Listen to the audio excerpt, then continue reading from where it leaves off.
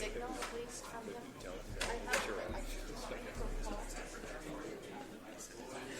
Okay, all right. We'll just wait another minute.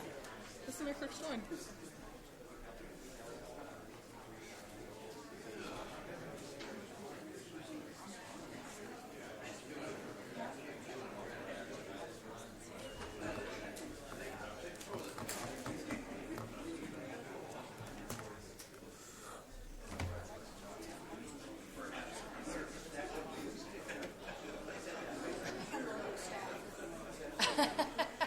She could. He's on his way. He should be here in a minute. So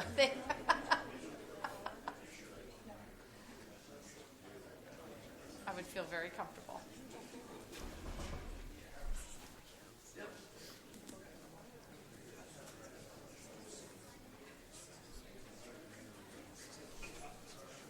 All right, you guys okay if we go ahead and get started? Yeah, sure. I think. Are you ready? Madam Secretary? Okay, we're going to go ahead and get started. I believe Richard's on his way. So. Here's one for you. Well, thank you. It has to do with allocation of water in the Where's Richard? private Great. opportunity simplification of farmers both. And as long as you can help me do the things I'm doing, I won't have to run for governor. Okay, cool. Well, thank you. We're glad you're here today. We're going to go ahead and start. It sounds like she's just going to go ahead and start with that. Okay.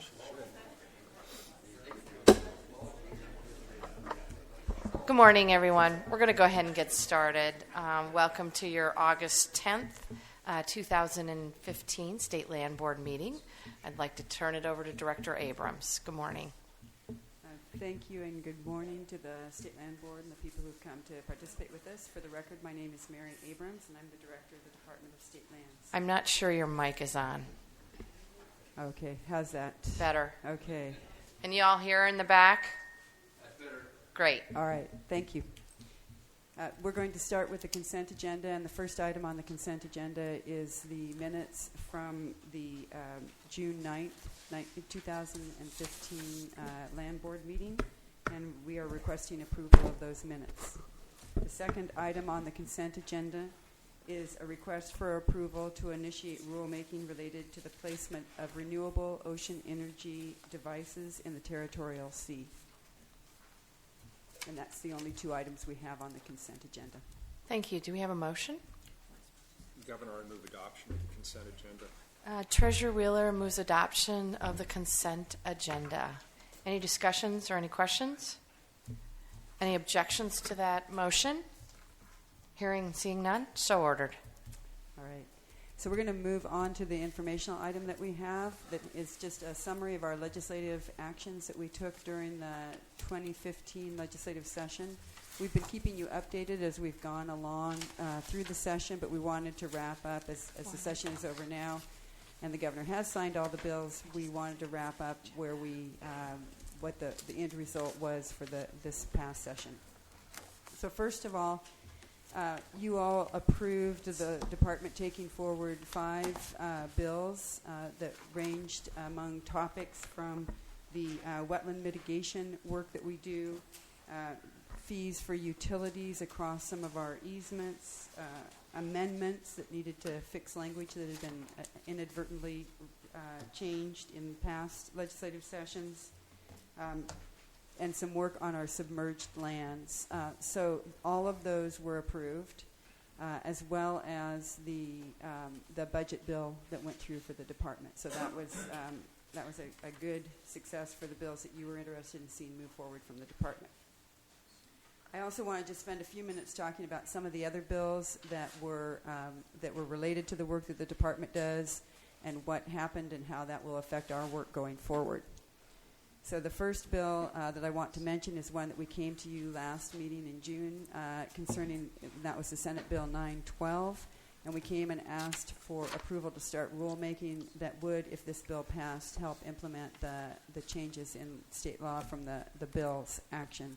This is a bill that stemmed from the work of our Filled Lands Advisory Group that we ran last year and really had, I think, a very balanced and consensus-oriented solution to one of the problems that's really been an issue for the department for quite some time and for adjacent landowners. And so we'll be doing the rulemaking for that based on the passage of that law. So that was a step that we were glad to see happen. The second one is Senate Bill 319, and this is a bill that also has to do with ocean renewable energy, and it really consolidates all of the permitting actions around these devices with the department, and that's why we'll be doing the rulemaking. And it also eliminated a need for applicants to go out and get a water resources permit, and so it really streamlined that process. And that bill also passed, and so the department, as you just approved the rulemaking, will be moving ahead to implement that. Finally, I wanted to call your attention to House Bill 3315. This is a bill that is part of a package effort to really try and get a handle on the funding for the Oregon Department of Fish and Wildlife. I'm sure you're aware that we use the staff from the Oregon Department of Fish and Wildlife to comment on and give us expert advice around those issues that pertain to their department. And many agencies do that, and that's been funded up until now through their standard funding process, which is basically fees for hunting and fishing. And so the legislature asked that the Department of Fish and Wildlife go back and look at their funding mechanism, engage stakeholders, and try to review that. Part of it was an effort to fund the work that the Department of Fish and Wildlife does for other agencies as they review and provide expert opinions on different issues. And so this bill, House Bill 3315, will provide for a system to track the work that the staff at the Oregon Department of Fish and Wildlife does for other agencies, including ours, and then that will be wrapped into a process for potentially billing back the agency for the work that ODF&W does. And that bill passed. The bills that did not advance that really were something that we were paying attention to through the legislative session included the legislation that's related to the Elliott State Forest, which is a topic we'll have later today. And that included two bills. The first was House Bill 3474, which was a proposal to bring forward a trust land transfer program similar to the one that is in the state of Washington. The other bill was House Bill 3533, which we put into the legislature late in the session, I think, in an effort to kind of clarify some of the statutory language that we believe and the Department of Justice believes puts an undue burden on you as a board in terms of decision making around some of the Common School Fund assets. That bill also did not make it through the session. Senate Bill 830 is another bill that didn't pass. It's a bill that has to do, it was to follow-up bill from Senate Bill 838 in the 2013 session, which had to do with placer mining, mechanized placer mining, suction dredge mining in the streams. The effect of it this bill not passing means that there will be a moratorium on those permits, and we are one of the permitting agencies.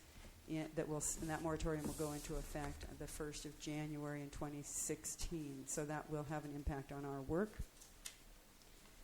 The final bill that I want to mention is House Bill 3217, that would have required the department to develop a general authorization for artificial beaver dams.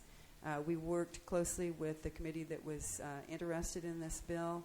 There were a number of issues in the bill itself, and so the bill didn't pass, but we have talked to the legislators who are interested, as well as the stakeholders, and indicated that we're willing to work on an administrative approach to this. We do have some rulemaking going on in our removal fill program that discusses the general authorizations, and we intend to fold in some of these conversations about the artificial beaver dams as a method for restoration, particularly in the eastern part of the state.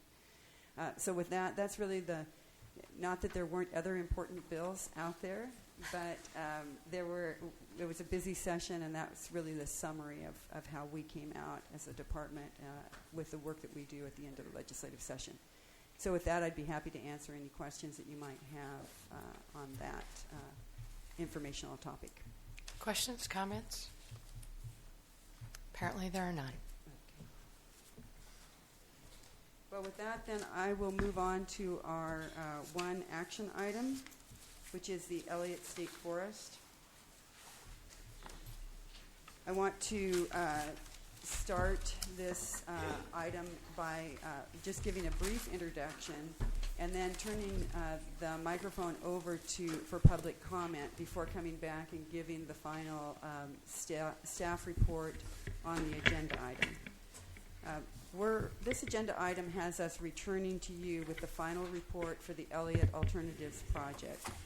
It's been a long, and as all of you are painfully aware, a very challenging trip. This agenda item really represents the report and recommendations, and I will bring those to you in a few minutes, but I want to, as I said, just provide a little overview and then provide time for the public comments. The first thing I want to say is I want to acknowledge, this often happens at the end of the meeting, I want to start by acknowledging the really fine work that's been done. We've had an exceptional team, both from the department, but also the Department of Justice. And I'm going to ask, actually, when I come back to talk about the staff report for Chris Matthews, who's been helping us in a very detailed way from the Department of Justice. And Chris and John Potter, who is sitting to my left, really have been the brains behind the work on this, and as well as the brawn. I think it's fair to say a lot of very late nights. So I want to acknowledge that. I also want to acknowledge the work of the assistants, the State Land Board assistants who are up here in front of us. We have been meeting on a much higher frequency than normal to try and make sure that your ideas and thoughts are incorporated as we develop this agenda item. And really, we've had some excellent conversations and input from the assistants. So I want to start out with that. We are proud today to come to the Land Board and the citizens who care about the Elliott and offer an innovative and balanced approach for future ownership of the forest. The inclusive protocol that we've developed, if implemented, would bring to a close an issue in 26 months that has frustrated the board as trustees for almost 2 decades. So we think that this is a plan that really can address a long-standing issue. Since the project began in 2014, it's been a priority to involve Oregonians in helping to determine this path forward for the Elliott, even though, at the end of the day, frankly, this is a land board decision for you as trustees of the Common School Fund beneficiaries. Through our public outreach program over the last 18 months, roughly, we've initiated 22 open work sessions for interest groups and members of the public. We've met with tribal representatives, county commissioners, legislators, the congressional delegation, and frankly, anyone who requested a meeting. The land board itself made the trip down to Coos Bay in November of 2014, I guess it was, last year, seems a long time ago, where over 60 people testified just in one evening. So there's been a tremendous amount of interest and willingness to come and discuss this issue. We've connected directly with hundreds of people through these efforts. We have a list of over 300 that's included in Appendix D of your agenda item, and that's the summary of all the outreach activities as well as the names of the people that we've contacted. We've also heard from hundreds more through written comments that have come in via email and letters and through the website we've maintained for the Elliott during this project. We really believe as a team that we could not have created the high-quality proposal we bring today without the thoughtful input received during this outreach process. We sincerely want to thank everyone who took the time to attend the workshop sessions and to share their ideas and concerns with us, either directly or through the written form. So what we're here to talk about today is a return after the June meeting when you asked us to further develop a concept for transferring ownership of the Elliott in a way that keeps the Common School Fund whole and also protects other values of the forest that the public cares about. You asked specifically that we get public input on this concept and return to you in August today with a proposal, and that's why we're here. During July, we introduced a broad outline of this ownership transfer concept in 10 open work sessions that we held from Portland down to Coos Bay and across into Roseburg. These sessions were with interest groups and with citizens and in meetings with tribal and county leaders. We developed a one-page concept that we used during these meetings, and that was really to give the broad outline so we could get ideas and thoughts from each of these groups. What you have before you today, as you've seen over the past week and as you've been digesting it, is a significant increase from that one-page concept paper. And therefore, it was a chore, not just for you, but for all the people who were interested to digest that in 1 week. We recognize that, but we believe we have done the outreach. We've connected back via telephone and email with a number of people who've been active all along during this week to make sure we've answered questions as possible. This increased detail really is the result of our desire to bring as fully fleshed out a proposal as possible to the Land Board today. This detailed proposal has been informed by the preceding months of public input and comments received during the process. And we recognize that the public still has thoughts that they want to present to you. And so we'd like to spend the next hour providing an opportunity for people to come up and speak. We've tried to arrange the speakers into like panels so that you can focus the information a little bit more as it's presented to you. And I believe we have the time to give 2 or 3 minutes to each person. So with that, I'm going to turn this over. Ms. Howlett Cummins is going to run this part of the agenda, and so I'm going to turn it over to her to manage that. Okay, thank you, Director Abrams and members of the Land Board. I'm Stephanie Howlett Cummins with the Department of State Lands, and I've been managing the outreach for the Elliott State Forest. We have 23 people signed up to testify today, so if everybody is good about sticking to the 3 minutes, we'll maybe run a bit over. I will hold up a 1 minute, try not to be rude about it, and then I will hold up a time is up and maybe be more rude, but we'll try not to be. So without further ado, I'm going to call you up in groups of 2, if you will, and we'd like to start with Tom Wolf and Micah Meskel.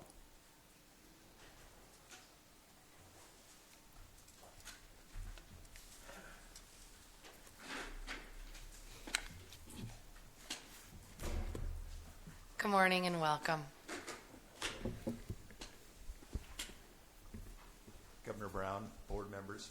For the record, my name is Tom Wolf. I'm the Executive Director of the Oregon Council of Trout and Limit. We've been involved with this whole process since it began. And in the spirit of the Gettysburg Address, which only took 2 minutes, I'm going to try to keep my comments below 2 minutes. First of all, we were there at the June conservation meeting when Stephanie and John and others presented their concept. And having seen what a heavy lift and what a responsibility the Department of State Land has to the Common School Fund, I can understand why they went this route. We are, it's still unsure on how this is going to shake up, but the thing that I just want to bring out, since we are a wild fish group and we are concerned about the coho, chinook, steelhead, and other species that live in the Elliott, we ask just a couple things. One, to make sure that, and it's already in the records, that there be large buffers included in whatever plan goes forward. I saw on here 120-foot buffers on either side. I concur with that and would actually ask that it be larger, but I'm not going to be greedy. Second of all, that whatever happens, there be, for the whole Elliott, that there be access for the public on there, because one of the things we're all worried about is for people to be able to recreate on the Elliott, whether or not parts of the Elliott are cut or not, it doesn't matter. We still think that it needs to be open to hunters, fishers, hikers. And the last thing is that at least the old growth part, the part that we're really concerned about, be protected and kept in its original state. And those are my comments, and I want to thank you very much for your decision on this. Thank you. Governor, Treasurer, and Secretary, and staff. My name is Micah Meskel. I'm with the Audubon Society of Portland. Thank you for having us here today. Audubon and its members have been very greatly involved in helping protect the Elliott for many years now. It's a pretty special place. It holds a pretty large stronghold of endangered species, populations of marbled murrelets and northern spotted owls, and the old growth on the 90,000 acres of the Elliott are really important for those populations and for the statewide population, and so we continue to work to protect them. We're here today to commend DSL for going through this process and taking steps to find a solution that decouples the Elliott from the Common School Fund. And Audubon continues to support a trust land transfer for a solution. And we know that in this most recent legislature that a bill failed, but we push DSL and the State Land Board to work in the coming session to really push and add a lot of energy to attempting to find the solution, because we feel that is the best way to decouple, but then also to protect the public assets that are on this land. So we very much appreciate the protocol that has been created, especially the consideration to protect and conserve public assets, which you guys have heard about over a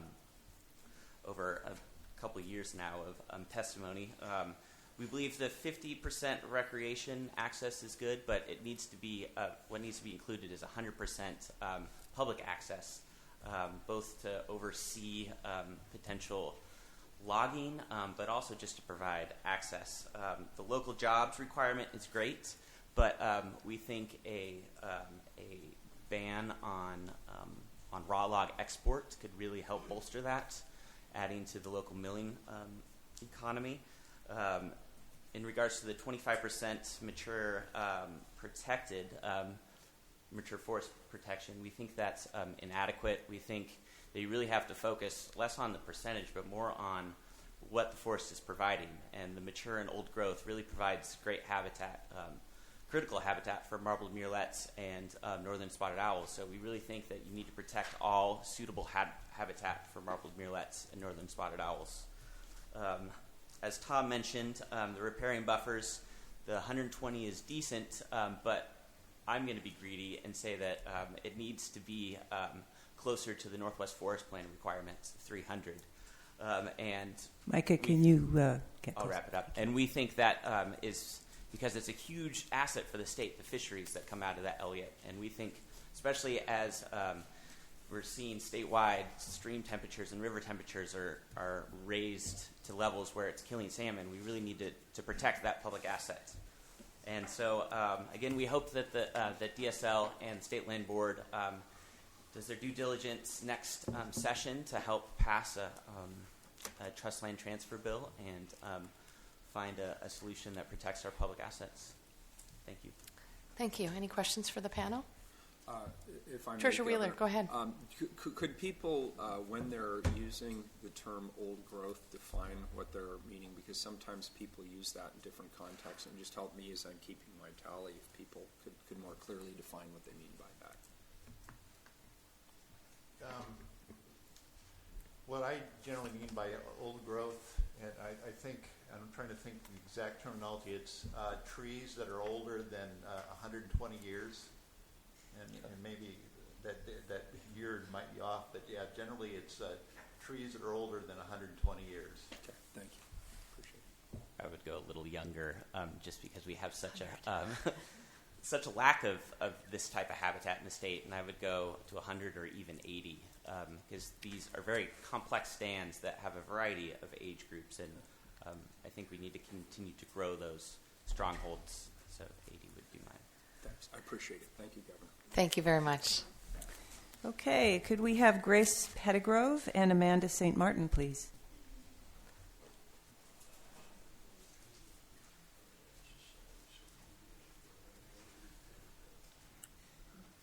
Grace, I think you've been at most of our hearings. Welcome back.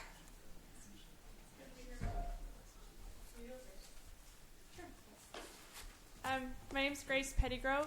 I'm here with Coast Range Forest Watch. We are a local conservation nonprofit based out of Coos Bay. I'm going to keep it brief because a couple other people from our group are here have longer statements. I guess I want to address the issue of old growth.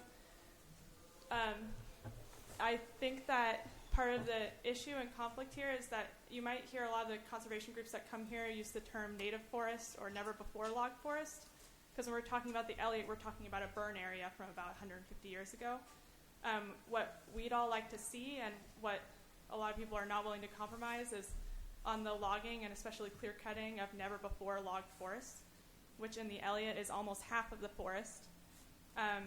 If you are only keeping public access or public ownership of half of the forest and you're only conserving 25% of it, that doesn't guarantee to us at all that the half of the forest that has never been logged before is going to stay that way, and that I think it's over 30% is already in TRIMAs or marble murrelet management areas, that those areas will continue to be set aside for the marble murrelet.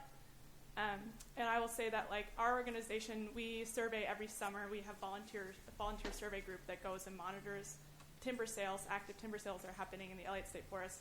And this summer we saw marble murrelets fly below canopy through 2 different timber sales that were set for cut. So, like, this is still an ongoing problem, and there's more habitat there even than you all realized. And we're running out of time for birds and fish and for our own water and our own climate. So we'd really like to see you all take a stand for this place and leave the parts that have never been logged that way. Also, public access. I think at that meeting in Coos Bay, a bigger issue even than just public access was public ownership and management. We're wanting there to be public oversight, because even with public oversight, we've had a lot of fairly screwy things happen, of things being overlooked and laws being broken. So once we lose public access or oversight of the forest, we're very worried that we can't really depend on anything. Thank you very much. Thank you.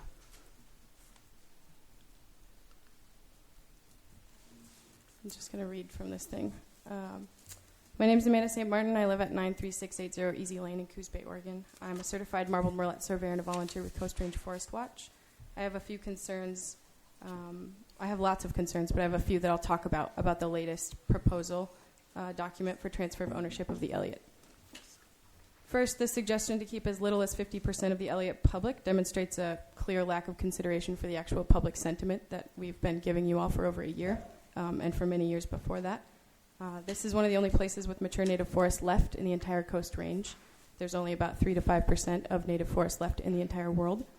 It's also one of the only forests in our area with free public access, and many, many, many people, hunters, fishers, environmentalists, and just the average person in our area down in Coos Bay has already demonstrated that they do not want to pay a fee to recreate on land that used to be public. That's not something we're interested in. Weyerhaeuser owns enough of the land near where we live.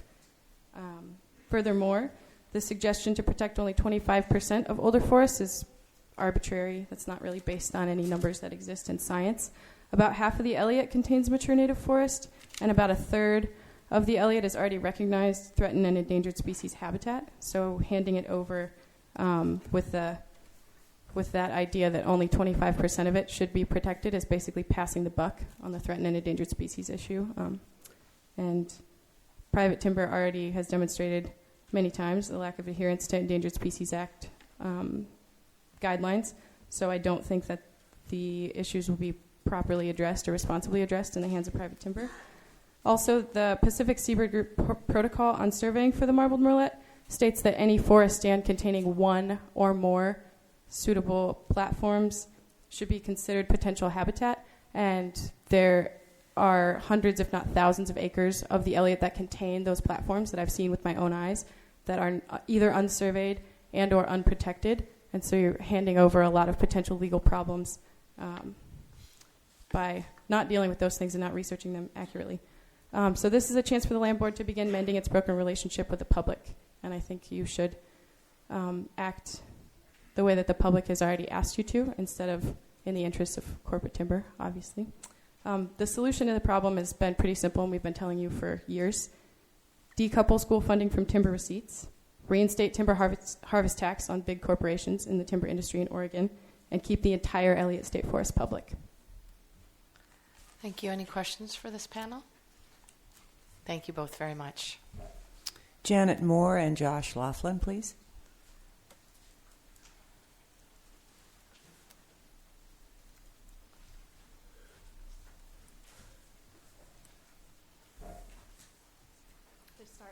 Thank you.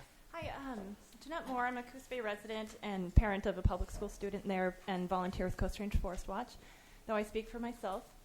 I am encouraged to see in the ownership transfer proposal a commitment to keep the rest of the forest whole and an attempt to meet public demand by requiring some public access and wildlife protection.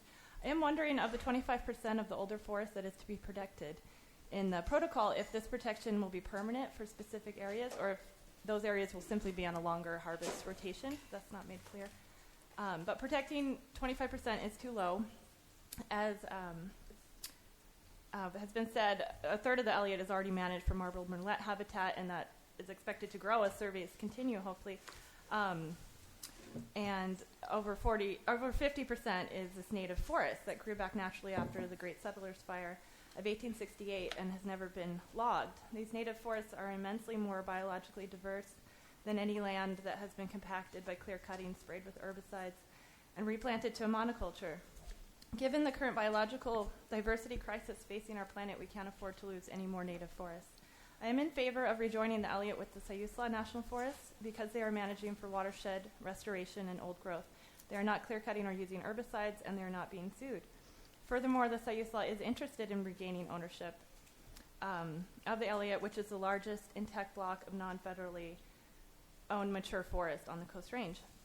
I understand that the transference will require congressional approval. Since 1955, the Elliott has produced some $400 million for the Common School Fund at great environmental expense. It's time we call it good and return the Millicoma tract to the Sayusla. I urge the legislature to revive and pass a trust land transfer bill and encourage everyone to write their representative to that effect. Other possibilities could include trading lands such as matrix lands with federal government or other ODF-managed lands already disturbed to decouple the Elliott, and these less environmentally sensitive forests can either continue to be logged for the fund or sold and make the trust whole. Also, Oregon could begin taxing larger timber companies fairly in order to buy out the fund. The ecological functions of the Elliott are priceless to the state of Oregon. The trustees should be willing to accept an amount lower than the timber value in order to protect those functions, a sliding scale for the environment, as it were. Please keep it public and preserve the native forest forever. Thank you for your attention. Thank you. Josh? Good morning, Governor Brown and members of the Land Board. Thanks for the opportunity to provide comment today. My name is Josh Laughlin. I'm the director of Eugene-based Cascadia Wildlands, representing approximately 14,000 members and supporters in the region. The outcome of the Elliott Alternatives Project is of monumental interest to our membership and to Oregonians. Cascadia Wildlands has been closely engaged in this process and appreciates the effort the Department of State Lands has put into it. We've read through the Department of State Lands recommendation and appendices, and while we acknowledge the effort gone into it, believe it falls short on a number of fronts, which I want to address. We'd like to ensure the following outcome for the Elliott State Forest in this process and encourage the following changes in the recommendation. Number one, that the entire property ultimately ends up in public ownership. We support you working with land trust organizations and others to acquire the property to make the Common School Fund whole. But we believe Oregonians largely want to see these lands maintained in public ownership, as was supported by the thousands of comments that you've received in this process. To this end, we'd like to see the lands ultimately transferred to the Sayusla National Forest or another public agency through state, federal, and private subsidies. As you're aware, the Sayusla has expressed strong interest in seeing the property revert back to its ownership, and we've also seen the Oregon Department of Forestry shown support for acquiring the forest as well. We also discourage the Department of State Lands' recommendation requiring that the entire forest fair market value must be secured by closing. We believe this limits financing creativity and potentially contradicts the purpose of the trust land transfer type mechanism that could be used over time to help solve the Elliott challenge. Number 2, that the entire Elliott property is left open to public access. You've heard from a few speakers already. We believe by limiting this, it's out of line with the vast majority of comments that you've received. Hunters, anglers, other recreational enthusiasts don't want to be met with lock gates and no trespassing signs like we've already seen on the 788-acre East Hockey parcel that was recently sold off by the land board on the Elliott. Number 3, the Northwest Forest Plan streamside buffers are created on the Elliott to further salmon and steelhead recovery. As you've heard, state fisheries experts have talked extensively about the importance of the streams that originate on the Elliott to wild coho salmon recovery. Also on that front, we want to ensure headwater streams on the Elliott are adequately protected. We've seen incredible debris flows on the Elliott after clear cutting in the headwater streams. Number 4, that the remaining native forests are permanently protected, and this gets at Treasurer Wheeler's question. As was mentioned, the forests are either tree farms on the Elliott or 130 plus years old, roughly, forests that have never been logged or that have been clear cut in the past, and we encourage the forests that have never been logged that provide incredible habitat for imperiled species to be protected in this process permanently. And lastly, fifth, that the stated restrictions that have been recommended, like public access, streamside buffers, and conservation areas, et cetera, are enforceable, not only by the state but also by third parties. If the property is moved into private ownership, we want to know specifically how the state plans to ensure this and through what legal instruments. It was a little unclear to us reading through the recommendation. In the event that these lands are moved into private ownership, what will be used to enforce that? Will the property revert back to the land board? And I just wanted to close and say Cascadia Wildlands will continue to work in good faith with stakeholders to ensure a legacy outcome is achieved for the Elliott State Forest. We've got a lot invested in this, as do Oregonians in general. Specifically, we'll further engage state and federal policymakers and the private sector to assist with leveraging the resources needed to keep this outstanding forest in public ownership. Thanks for your time today, and happy to answer any questions that you have. Thank you. Any questions? Thank you, Josh. Thank you, Jeanette. Appreciate you being here this morning. Okay, can we have Bob Van Dyke and Christy Splitt, please?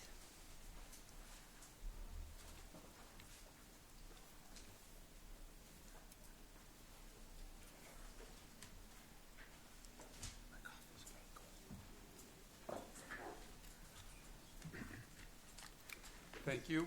Land board members, my name is Bob Van Dyke, and I work for the Wild Salmon Center, a conservation organization headquartered in Portland, Oregon.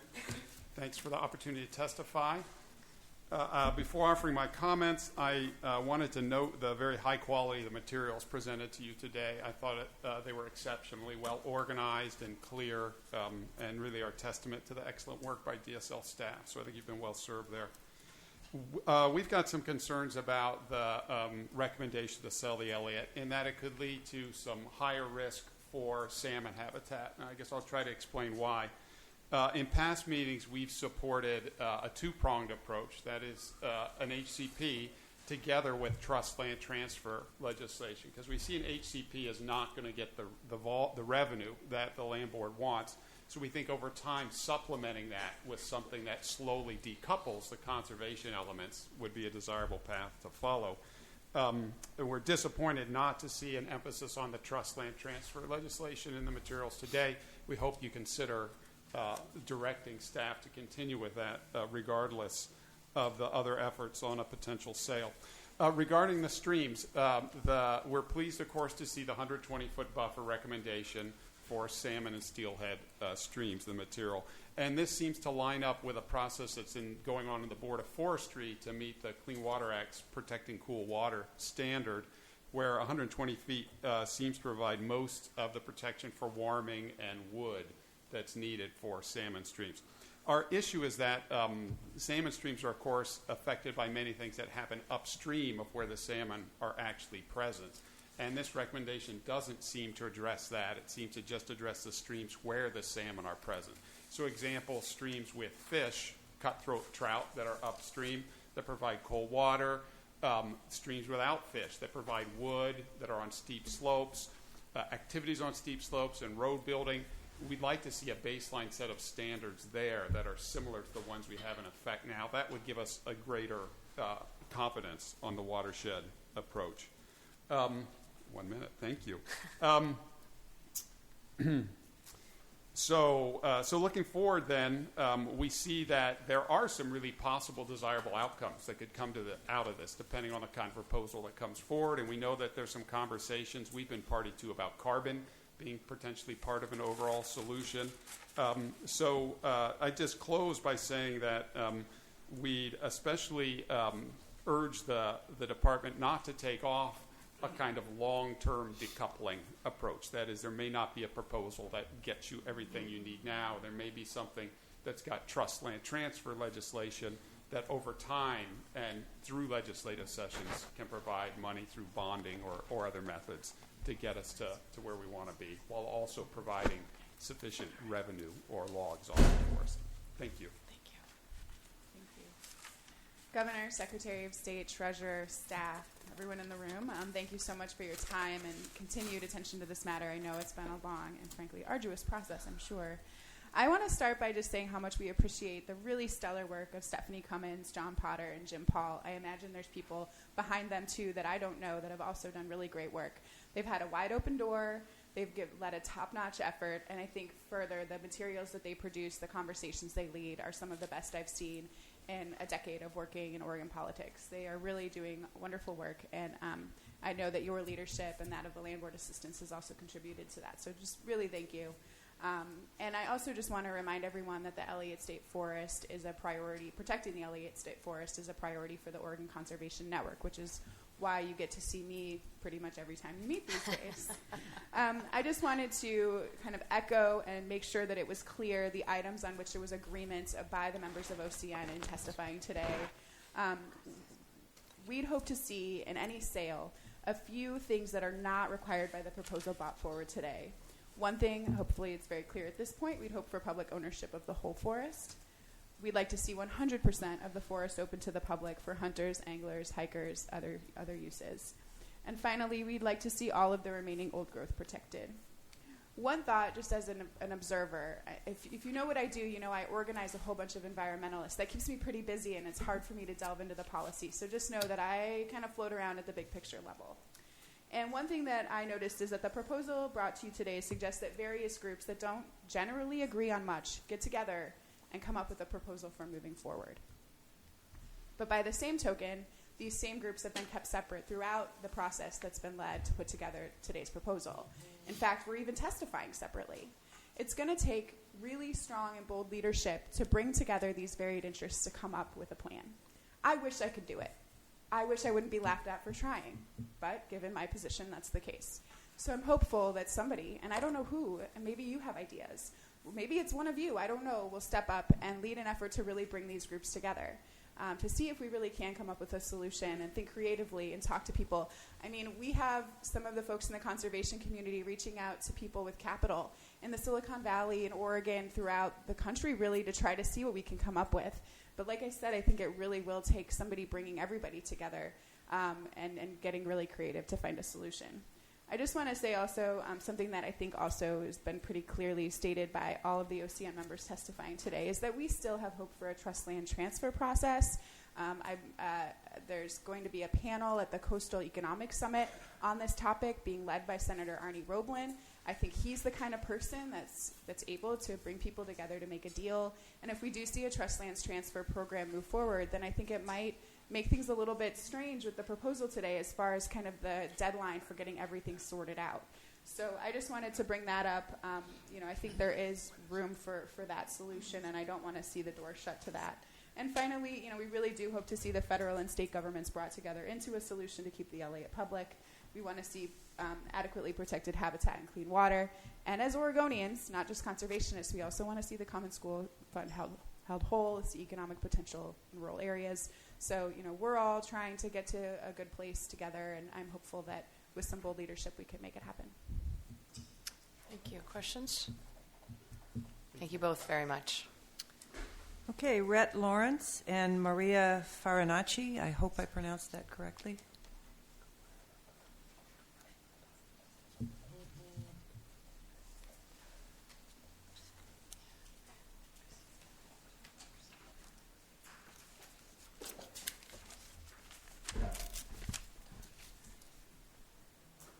Good morning. Good morning, Governor Brown, members of the Land Board. My name is Rhett Lawrence. I'm the Conservation Director for the Oregon chapter of the Sierra Club. I'm going to keep my comments brief since much of what I was going to say has already been said by others. I did want to note, first, to thank you for the work that's been done on this process. I agree with the previous comments that it has been a very robust process with the participation of a lot of different stakeholders, and I really appreciate the work that's gone into it. And did want to state that we are supportive of the direction that the Land Board seems to be taking now, and agree that the ownership transfer option is the best bet for protecting the unique values that the Elliott represents. Also would like to echo the previous comments on the public access that's been laid out in the proposal put forward. We do think public access on just 50% of the property is not sufficient. We too would like to see the entirety of the Elliott left open to public access. Also, the old growth protection, we too feel that 25% protection of that old growth is not sufficient, and believe that the half of the Elliott that has not been logged to date should remain that way. And also would like to comment on the buffer issue. We do also believe that the 120-foot buffers being proposed here are not, are good, but could be better. We would like to see some greater buffers put in there. The 300-foot figure from the Northwest Forest Plan has been mentioned, and we would concur with that. And then finally, I would like to echo the previous comments on the trust land transfer program. We also worked very hard in the state legislature this past session to try to get that program passed, and as you all know, it didn't come to pass. But we would also urge you not to walk away from that. We do think that holds a lot of promise, and the Sierra Club stands ready to work with you in the state legislature and work with state legislators to revamp that and take another run at it if there is the appetite for that. So again, thank you for all the work that you've done. We think you're on the right track here. There are some tweaks that could be made to the proposal, but we stand ready to work with you to make this process as good as it can be and to protect the unique values that we all want to protect in the Elliott. So thank you very much. Thank you. Hello. I'm Maria Farinacci, and I am with Cascadia Forest Defenders. Cascadia Forest Defenders has been involved in the Elliott issue for many years, as many of you know, and we are deeply concerned with the proposal for the reduced public input over the management of the Elliott State Forest. Private timber companies and interests should not have decision-making power over the Elliott State Rainforest, and this coastal rainforest, as mentioned before, is very rare and should be treated as such. I think a lot of Oregonians are ready to address the issues of climate change, and the Elliott State Forest is a very important forest for dealing with those issues. We would like to see the State Land Board stop taxing public health and recreation to benefit logging and timber companies. But we would like to see increased taxes on large timber companies and stop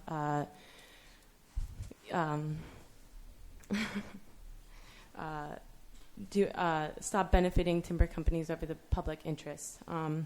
we want to see both schools and forests benefit from the decisions that you're about to make about this forest. Our future, a vibrant future and a healthy future, depends on both schools and forests. The Elliott State Forest is full of endangered species and very important species for hunters and recreationalists. And this diversity depends on forests, not buffers. We want to see a healthy forest, and we want to emphasize continuity and healthy streams. And please consider the best available science to make your decisions over the Elliott. And Cascadia Forest Defenders will stand and defend the Elliott State Forest throughout its future. So thank you very much. Thank you. Any questions? Thank you both very much. Sean McMurtry and Anna Fay.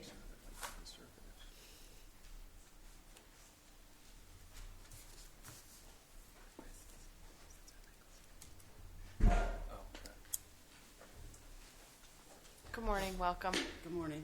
I'm Sean McMurtry. I'm also with Cascadia Forest Defenders. A lot of my comments are just repeating things that have already been said, but I would just like to point out that the majority of the public is in general consensus of conserving the Elliott, primarily for recreational purposes. Since it is public land, we would like to leave it open and have it remain public for fishers, hunters, hikers, camping, also for the purposes of ecotourism. I would also ask that you uphold and abide by the laws of the Endangered Species Act, and primarily for the spotted owl and the salmon. One study by the Washington Department of Fish and Wildlife found that 137 species rely on salmon. 41 of those are mammals. That includes killer whales, river otters, and black bears. 89 of those are birds, which include bald eagles and Caspian terns. 5 reptiles, which include turtles, aquatic gardener snake, and then 2 amphibians also rely on salmon. And one of those, an example, is the giant salamander.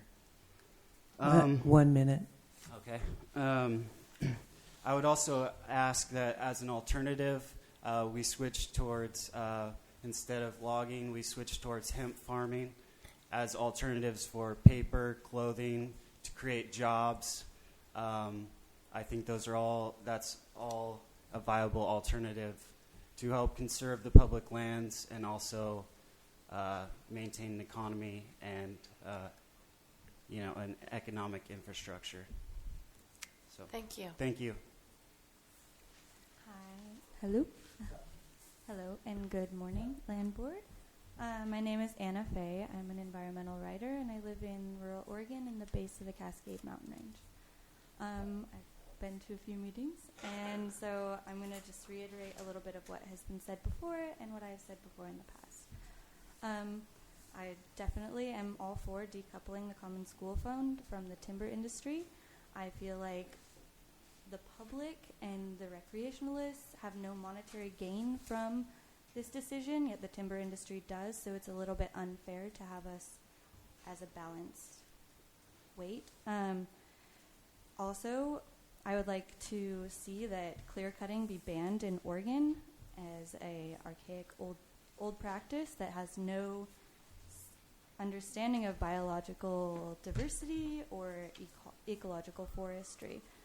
I would like to see no cutting of old growth, and I put old growth at us a lot younger than the 120 years. I'd say 60 plus, anything old enough to be a grandparent. I wouldn't slaughter my grandparents, so I don't think you guys should either. We should be focusing on restoring habitat and lands rather than spending all our time and resources and just trying our damnedest to prevent more devastation of our public lands, which is what we're all doing here. I'd like to prevent the more prevent fragmentation, keep the Elliott public, ban clear cutting, and all raw log exports. Yeah, and other than that, I hope that you guys have all gone to visit the Elliott by now. My question to you is, has anyone here been to the Elliott that is making a decision? Yeah? Yeah? Thank you. Actually. Awesome. Well, then you know what's at risk. It's the first time that I'd seen a newt or salamander in Oregon, and I've lived here most of my life. So within the first 15 minutes of being in the Elliott, I saw a salmon and a salamander. So That's great. yeah. Questions to anyone? Thank you both very much. We appreciate you being here. Marcia Dennison and Pete Shepard.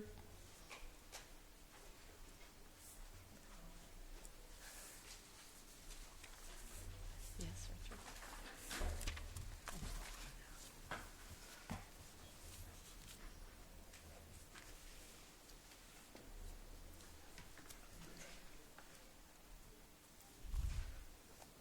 Go ahead. Oh, okay. I got a bunch of them here. So we have three minutes. I know you came in late, so it's a 3-minute I'll read test. the shortest one, okay? Thank you. Bear in mind I'm being facetious. All right, we annoying citizens have had our free speech death-defying aerobatics, and science. Now it's time for Weyerhaeuser to take over the Elliott. There will be 3 big trees left, like on Milk-Coma Tree Farm, for hikers and murrelets. The steep slopes will be stripped, and the whole Elliott will take its turn at being drenched gray with Agent Orange and atrazine in lead base. The fish and wildlife can go live someplace else. Too much money has been paid under the table to put this to someone to put up with our futuristic dreams any longer, like the dream of public ownership of public land. They'll throw us a bone instead. Huge corporations will take over the whole coast, and no people of Oregon are going to get in their way. There will be no more mill jobs. All timber will be loaded on ships to China. There will be no choice of ownership of our land, just a bid between 2 richest giants. There will be no fair bidding process for individuals, corporations only. Please, please, do not let this happen to the Elliott. We're tired of the fable of how murrelets took over everyone in 92,000 acres, making legal timber sales impossible to plan. We aren't that dumb. The Elliott is our forest, and we want it managed to benefit the people and children of Oregon. We can do that. Please vote no on this tyrannical proposal. We want an HCP and jobs for local people on our land and at our mills. Nothing else will do. Thank you. Marcia, if you have written testimony that you want to leave here, you can leave it at this desk. Thank you. Good morning, Governor Brown, Treasurer Wheeler, and Secretary of State Atkins. My name is Pete Shepard. I represent the Confederated Tribes of the Coos, Lower Umpqua, and Siuslaw Indians. We have provided written testimony, and you'll have it in your record. The Tribal Council has not taken a position as to the alternatives before you today, so I'm not here to recommend one or the other or lobby for that. Our comments focus on the protocol that's included as part of one of those options, and let me very briefly address the points we make there and then refer you to the written material. Many have expressed legitimate interests in the forest, and many have described those interests in terms of a special connection to the forest, and surely all those are accurate and legitimate. But in this array of interests, the tribe I represent surely has a preeminent position with respect to these lands. These were lands that nurtured for 10,000 years or more the ancestors of the people whom I represent. And the tribe we're literally part of the land, as we shared with Mr. Potter when he came down, and we very much appreciated his visit with us.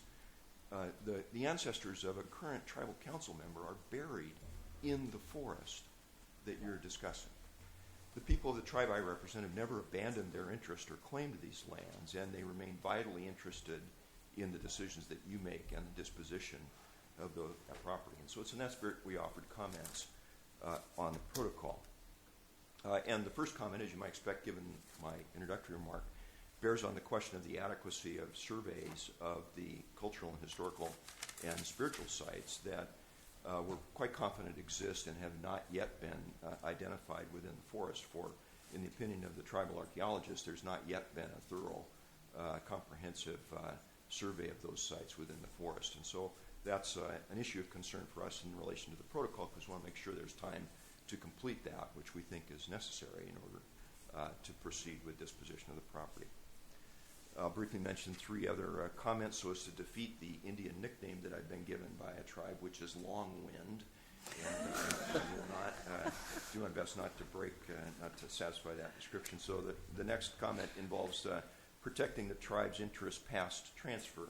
Currently, we have the expectation and the legal right to consult on a government-to-government basis with the managers of that land. Post-transfer, we want to have, want in some way to have a mechanism to reflect our continuing interest in that land. Second, the tribe also has an interest in some of the public beneficial uses that are listed. For example, a vital interest in the protection of salmon that are central to the culture of the tribe. And these, those public benefits are in part designed to protect those, and we want to make sure that the tribe has the potential to help enforce those obligations. It's not clear to us we would.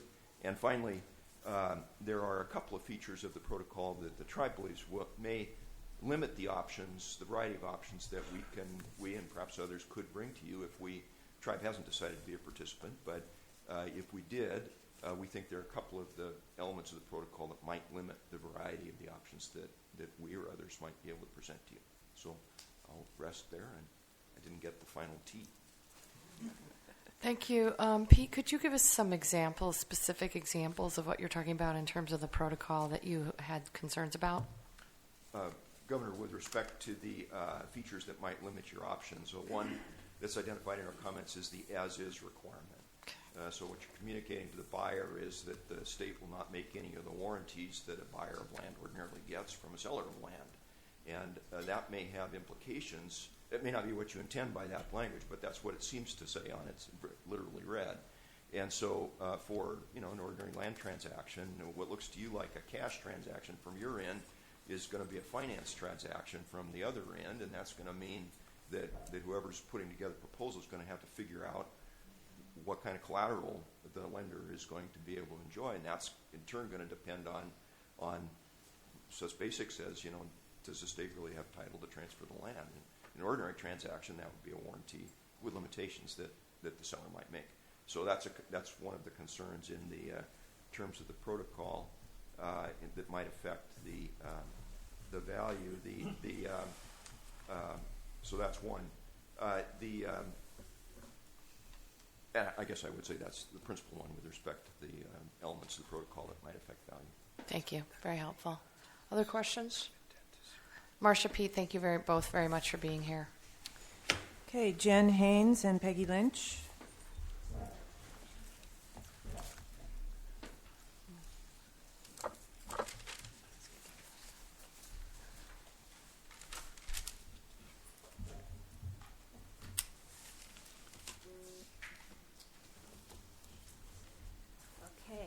So Governor Brown and the rest of the land board, my name is Jennifer Haynes, and I'm with the League of Women Voters of Oregon. The League of Women Voters of Oregon is a nonpartisan political organization that encourages informed and active citizen participation in government. So we've been involved in this process for a long time, and we have reviewed the latest staff report providing options on assuring the Elliott State Forest is recognized for resources that should be conserved and protected for future availability. Particularly the over 40,000 acres of forest lands in the Elliott Forest that have never been logged or consist of 100-year-old tree stands and the headwaters of streams from which drinking water begins. This is a greater percentage, I might add, than your proposed order, and we agree with people that the 25% is low in your order. The best transition scenario and the best management strategy decouples old growth clear cutting from school funding, protects the Elliott's remaining native forest, wild salmon, and imperiled wildlife, safeguards the Elliott for drinking water, public recreational, and educational opportunities, and promotes timber jobs by restoratively thinning the second growth tree farms. So we read the responses from state and federal agencies with both hope and dismay as we seek fair market value for the Common School Fund, while recognizing the iconic public value of this forest. Fisheries experts have determined that streams originating in the Elliott support nearly 25% of the wild coho salmon productivity in Oregon.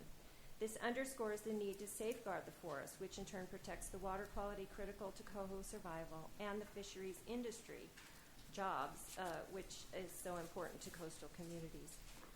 We also recognize the need for local communities to reap some benefit from the second growth timber, where Endangered Species Act issues don't exist, of course. And the headwaters of streams again. We believe that using Oregon's Forest Collaborative approach to get an agreed upon harvest could be considered as a tool to identifying harvest areas. Of critical importance is that raw logs stay in those communities to be milled by local mills. Private timber companies can choose other options, so that's an issue. The state forests have become the lifesaver for local mills. Although you are considering selling the forest as one track, we note that a variety of state agencies expressed interest in portions of the forest to advance their individual missions. Returning to the legislature with a clear plan to have the state purchase the forest from the Common School Fund over a 6-year period would increase the school fund for investment, now averaging over 8% over the long term, while moving this important property into public ownership. A multiple agency management plan for the long term could be developed to address the multiple public uses of this important forest. And in conclusion, the Elliott Forest has become an Oregon icon. As such, the League supports a plan for the state to purchase the Elliott State Forest. We ask that you delay voting on the proposed order to give us time to work on our proposal.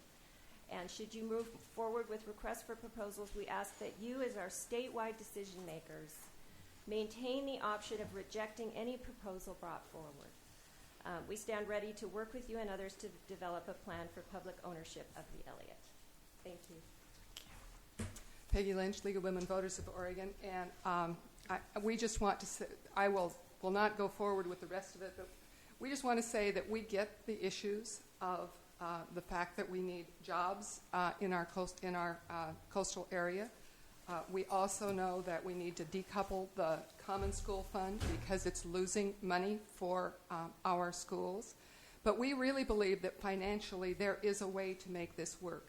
That if in fact you calculate the 8% that you would gain, that the Common School Fund would gain by having it invested in the money's invested differently, that the cost of any bond measure that the state would have, and we understand these are two separate entities, would still be at least equal to, if not less than, the cost that's happening today. So we believe that there is a financial reason and an argument to the state legislature for them to purchase this property, perhaps with Department of Forestry ownership, coupled by management with ODF&W.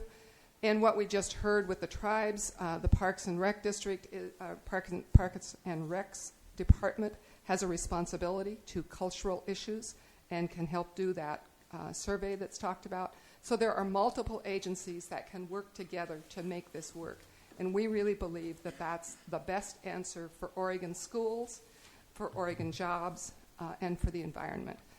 Your Department of Transportation said that they might be able to purchase some credits, mitigation credits, so that could go back through the Department of Forestry. You have heard in the past that there are carbon credits that might be sellable or purchasable, and that again would deal with that fiscal issue. So we're looking at this as a broad answer, and we really do think that because the information given regarding how the agencies are responding was given to us so late, that although we know that you want to complete this and get this moving forward, we really ask that you delay the order itself until your October meeting so that the issues that you have heard and are hearing can be resolved and we can come up with a plan for the February session that really gets the support of the legislature and the support of the people of Oregon.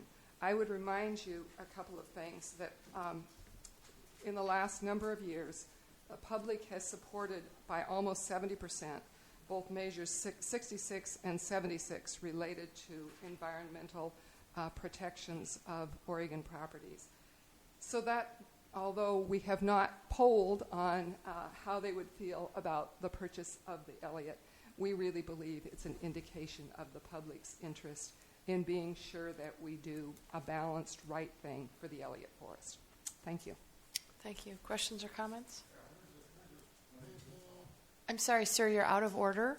My name is Peggy Lynch, League of Women Voters of Oregon. Is that what he asked? Oh, okay. All right. Great. Thanks for being here. Yep. Didn't hear what he said. Okay, Jerry King and Gordon Ross. I just found out that my oldest son has been old growth for nearly a year.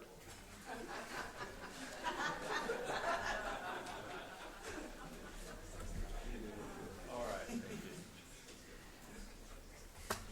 Thank you. Please introduce yourselves for the record. My name is Jerry King. I'm president of the Carpenters Industrial Council. I've been supported by the wood products industry for over 40 years through business cycles, through macroeconomic changes, through policy and legislative changes, import-export problems. And here we are today, again, looking at a piece of land that can support jobs. So as this proposal is out, that there'll be a fair market value established, and then outside of that, the public outcomes that you'll look at as you evaluate those proposals, those packages that come into you. So I'm just going to focus on the public outcome component you're considering. I want to encourage you to understand that the fair market value sale of the Elliott Forest will comparatively undervalue the contribution that a working forest brings to the state and especially to the surrounding rural communities. I want to point out that the conservation of older tree stands and co-host spawning areas are in most regards already provided for under specific laws. To include these in your public outcome component as you evaluate is to double up the provision for these values onto a current condition. These protections have dropped the timber harvest level to the degree that the Elliott has become a cost rather than a benefit to the Common Schools Fund, which is your duty to perform in a way that brings money into the Common Schools Fund. So the fair market value appraisal would certainly be higher without these discounts to the asset price. That discount is the cost the Common Schools Fund and the state has and will bear for these protections if a sale goes forward. I assume that a working forest would be one in which the timber harvest provides jobs in the local community and tax revenues. And to do so, I must assume that some organization would not seek to block timber harvest in the future. A working forest provides value-added monetary attributes to the proposed transaction. In contrast to the discount of coho and older tree measures, working forest attributes are not being priced into the appraisal done to establish the fair market value. 1 minute. The State Land Board must quantify this component monetarily as well for its value to stabilize the social health and resiliency of local communities. When we say working forest, don't we mean working people? The economic and social value that working forests bring to our state are positive. When steady work at wages like those in the wood products industry are available in a community, families are stronger rather than stressed, children are fed by their parents rather than the state, and schools become more revenue stable and students more ready to learn. This working forest component in the proposals must be prioritized highly if we care about our children, our communities, and our state. And thank you. Those conclude my remarks. Thank you. Governor Brown and members of the Land Board, I think Governor Brown knows my comments by heart by now. I'm going to summarize it. Status quo won't get us anywhere if we want to sell any timber. I think a firm or an individual or a group operating under the Forest Practices Act is the best answer to getting out some timber. When a bidder is awarded a bid, he works with the Forest Practice Officer to address all the environmental concerns. As long as the logger follows the program, the policy, then it goes forward. There's no need, there'll be no appeal. I had it all figured out. They're going to make twice as much money if you keep it as if you sell it. But that was before I heard 8%. I was figuring 4%. I want to invest some of my money with the state. Is that possible? Unfortunately, no. I'd like to do the same. So the one thing I have against now, it's a break even on this. But the one thing against I have of selling it to a private company is it can then be exported, and our two mills there that need the timber there wouldn't be able to compete. I want to bring something else to your attention, that the Board of Forestry is considering having more trees in the riparian area. The more trees you have in the the less water you're going to have in the stream, and the warmer it's going to be. I had to be converted to that, but because it doesn't sound right.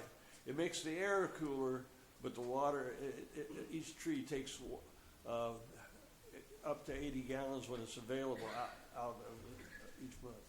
So I just wanted you to be aware of that, and maybe talk with the Board of Forestry.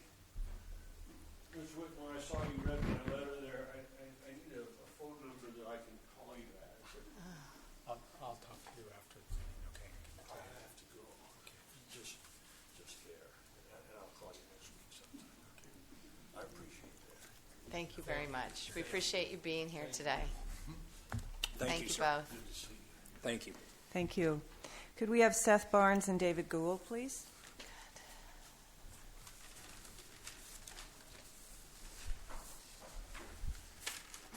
Good morning. Morning, Governor Brown, Treasurer Wheeler, Secretary of State Atkins. My name is Seth Barnes, and I'm here on behalf of the Oregon Forest Industries Council. If I understand the staff proposal correctly, you are contemplating a sale of the Elliott at an appraised price, and you will entertain offers that endeavor to preserve certain public values.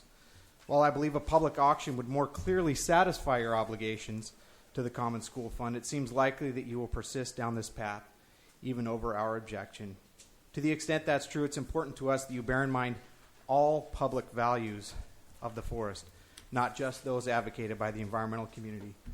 While it's difficult to project whether or how any deal will come together, know that harvest volume has a real impact on rural communities surrounding the Elliott. The Oregon Forest Resource Institute estimates that the forest sector represents 18.8% of the total economic base in southwest Oregon. They further report that, in general, each additional million board feet of volume produces 11 direct jobs and countless more indirect jobs. Because of the high-quality wood on the Elliott, much of it feeds labor-intensive plywood mills. That is to say that in this scenario, the OFRE numbers are likely low. But even using the OFRE numbers, decreasing volume from 40 million board feet to 20 million board feet threatens a loss of well over 200 timber industry jobs and countless more indirect jobs supported by the timber industry. Because logs off state lands cannot be exported, these are Oregon manufacturing jobs in the rural areas that need them most. Indeed, these numbers represent real individuals and real families, as you've previously heard. We can imagine a scenario where public funds are leveraged to incorporate severe environmental restrictions in the final disposition package. We would oppose this strategy. Significant curtailment of wood production threatens profound impacts on the southern Oregon forest products industry and, in turn, these rural communities. When considering proposals, we implore you to prioritize those that would maximize timber production and ultimately rural economies. Do not forget the significant impacts that these decisions have on real people and real communities. Thank you.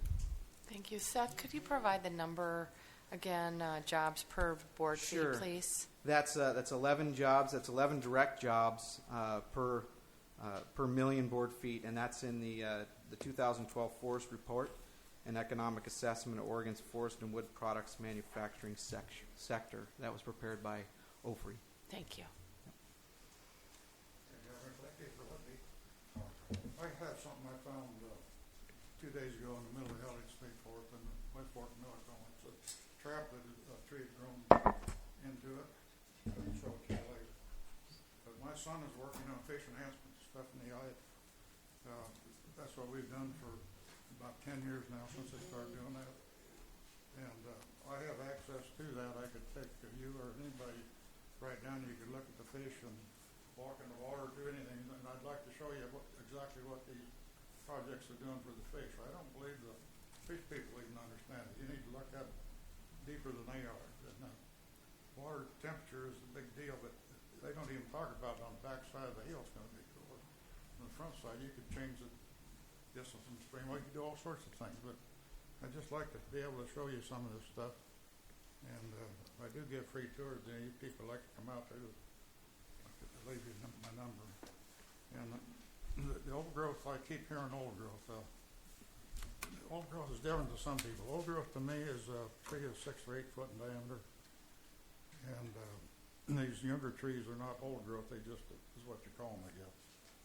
And that's not don't fill the definition, but you keep changing the rules. The old growth characteristic, I guess, beats all that too. And my big issue is that I represent North Bend also, and it's Elliott Forest is in the North Bend School District, and we're worried about taxes after you sell it or whatever you do.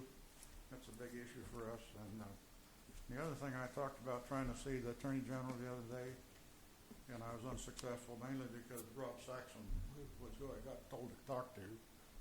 And so 1 minute. 1 minute. I went and talked to some attorneys. I don't know law very well, but I sat for 20 minutes and talked environmental law, not environmental law, but trust law, children trust law for the Elliott Forest, and it is definitely a take, what you are doing. And I don't have the funds to represent it. I've got other people looking at it, and we are looking at this issue. I'd like to talk to you about that also, if I could, sometime. And I'm not an environmentalist. I just love the forest. I've been there all my life, and my family grew up there. And thank you. I just appreciate you coming up here. Sir, before you leave, could we get your name for the record, please? Okay, my name is David Gould. Thank you, David. And this here is a trap that was found out in the river by one of the fishermen that was up there 2 days ago. I didn't know it was fishing season. On his back, had his son with him, and he caught one fish. I don't believe it was big enough, but he was having a good time enjoying it. And he found this in the middle of the stream, and I talked to him about my history up there, and he gave it to me. And I'm going to take it to the Coos Historical Society. Right now, they have the first at North End. The first deal shows the Elkhorn Ranch to the exhibit there, which is my grandparents' homestead. I even missed it. My grandson found it. Thank you. Thank you. Thank you. The final 4 people signed up, I believe, wanted to come up as a panel, but since we have 2 chairs, I'll let you self-organize. Ozzie Rose, Chuck Bennett, Tricia Smith, and Jim Green.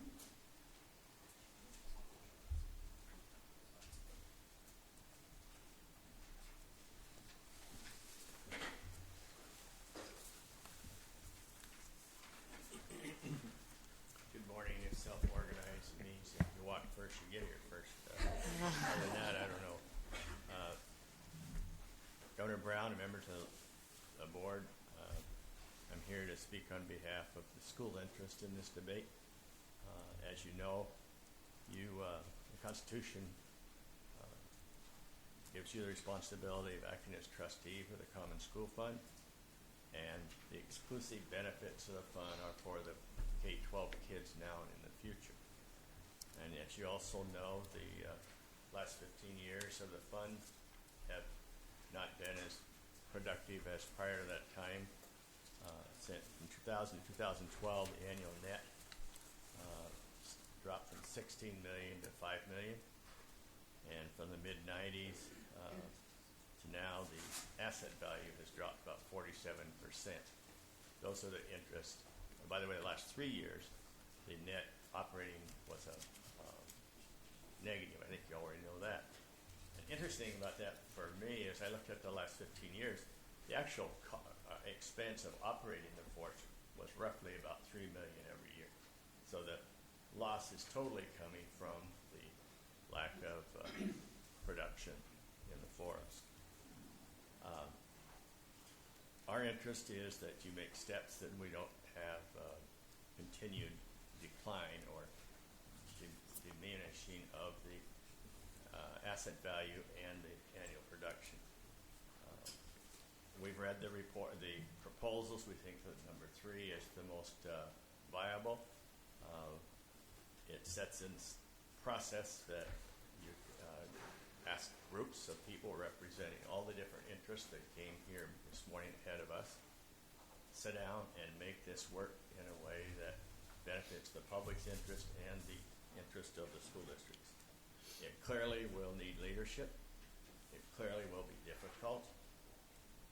But our need is to pay attention to the long-term issues for students in our K-12 schools and the other interests concerned.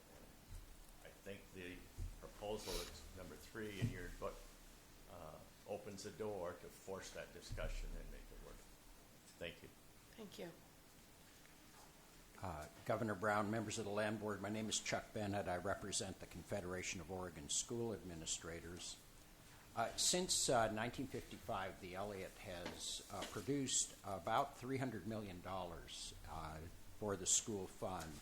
But in recent years, the policies to assure compliance with the Endangered Species Act has had deleterious effect on that fund, producing a net deficit to the fund of about $5 million since 2013. As school advocates, education advocates, we've been involved with the Division of State Lands for the past 15 years, working on this and other problems associated with the Common School Fund and your fiduciary obligation to that fund and to the school children of Oregon. This has been probably the most troubling of all of the things we have dealt with, because it has now resulted in $1 million a year deficit to the payout from the Common School Fund. While we've been involved, we've been included. I got a comment particularly positively about the DSL staff. We've been completely included in discussions on the issues associated with this problem on the Elliott, and we have tried to work with them on finding new management, on negotiating new habitat conservation plan, and now are associated with them in trying to figure out a concept to transfer ownership out of the forest, out of the Common School Fund. We're here today to learn details of the ownership transfer concept, because it has proven to be the most promising and cost-effective option for the board to pursue. Education beneficiaries of the fund have participated throughout this process, as I said. We are solely interested in you finding the best way to keep the Common School Fund whole for our school children. 1 minute. Of the protocols proposed today, we can also help. We also want to see it preserve the variety of public benefits associated with the Elliott, which most of the education community supports, whether it's jobs or habitat or fish or recreation. We're with you. As you recall, the Common School Fund, the school children of Oregon, are already used by the State Land Board to support the South Slough. It's not like we're not giving at the office right now. So we hope you will take a look and see if you require us to make double contribution to your other projects. This one we'd like to get out of as soon as possible. Thank you. Thank you. Any questions? Thank you both. So, and finally, Tricia Smith and Jim Green.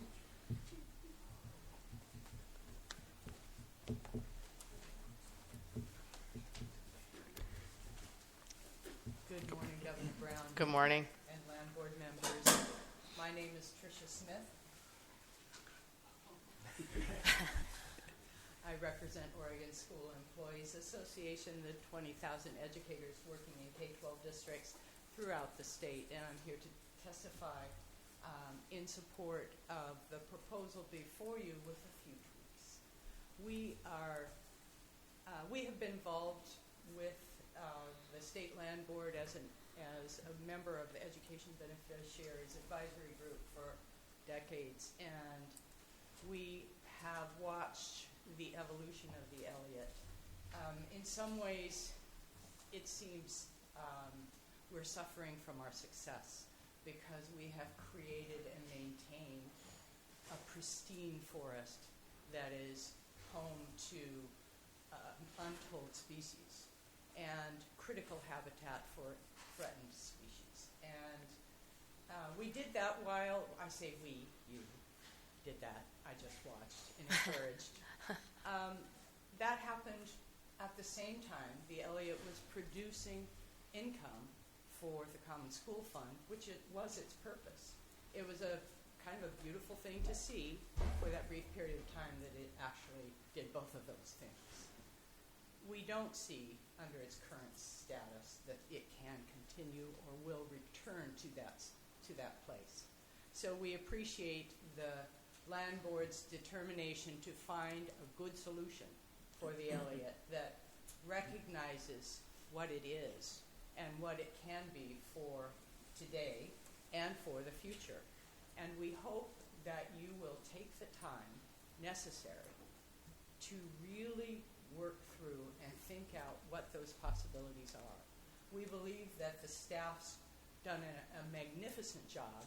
I told them this morning that they set the standard for other agencies in how to be, not just be thorough in their research and report, but also in their inclusion of everyone who wanted to be included in this process. 1 minute. Thank you so much for encouraging them to do that. And I hope that you will recognize that, as I said, they are truly the standard every agency should meet from now on. We think that you should not rush your decision. There are so many intricate aspects to this, and you've heard some very interesting and important information here today.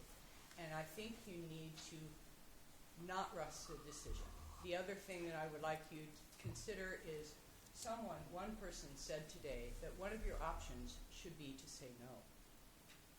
Not that you will, but if you don't find something that is a good solution, say no and start again. The Elliott is far too precious, far too important, today and in the future for all of us, to rush a decision because it's losing $500,000 a year. Thank you. Thank you. Jim? Good morning, Madam Governor, Secretary Adkins, Treasurer Wheeler. My name is Jim Green. I'm here on behalf of the Oregon School Boards Association, one of the education beneficiaries of the Common School Fund. First and foremost, I guess I would say to you, good luck in this decision. You've heard of a wide variety of issues and opinions on this. And I think that's important to note because I do want to congratulate your staff, Director Abrams, and all the staff at the Department of State Lands with regard to this process. I think it has been fully vetted amongst and between all the interests that have a interest in what's going forward with the Elliott. Obviously, our interest is a little bit different than some of the other parties. And my role today is to remind you, and I'm sure you're hearing from legal counsel of this, what your duty is. You are the trustees of a trust fund, who the beneficiaries are the kids of the state of Oregon. And it's not just today's 500,000 students in our public schools, it's the next generation and the generation beyond that. I think the options that are before you that the department has put forward and staff have put forward are good options for you to consider. The transfer of it is probably one of the best ways to go forward without this asset losing dollars for the trust fund, because right now, with it losing funds, you're actually in violation of your fiduciary duty if you understand trust law at all. And I know that's why you're looking at this.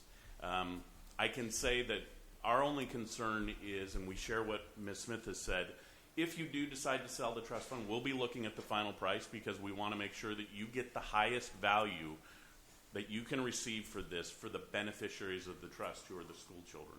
We will continue to monitor that and ensure that the price that you seek is an adequate replacement for the Common School Fund. Your duty, again, is to ensure that the kids that are in schools today and future get the best that they can. We will ensure that that does occur for them. I wish you all the luck in this process, and we will be monitoring it and be a participant as this moves forward. Again, I think the work that Director Abrams and her staff have done has been exemplary in including everyone in this process. My role here was to remind you this really isn't about how much set aside you have from a stream, and that's important. How many fish you actually save, that's important, the Endangered Species Act. But you have a role as the trustees of the Common School Fund to ensure that you get the highest value for the Common School Fund going forward. Last year, the Common School Fund distributed, thank you, last year the Common School Fund distributed over $54 million to the K-12 school districts in the state. It is an important part of how we fund our schools, and I just wanted to remind you of that. Working with your director and you, we look forward to this moving forward as the State Land Board considers it. Thank you. Thank you. Questions for the panel? Thank you both very much. We appreciate your time and energy.